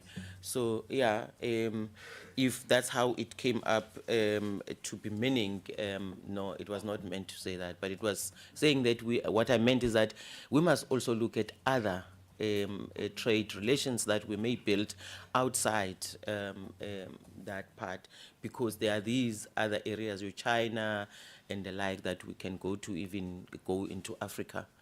Otherwise, thank you very much, colleagues, for coming to the meeting. We had a very good meeting. So we will indicate, the office will indicate to us as to which day of a Friday that we can take to replace the Tuesday that we will not have next week. Yeah, we can also look at it at the Wednesday. You can. Do we have Wednesday? It won't be approved. Oh, by the way, there are slots allocated to committees, so ours is on a Tuesday. You can take Tuesday the whole day, even if there are. We start with other committee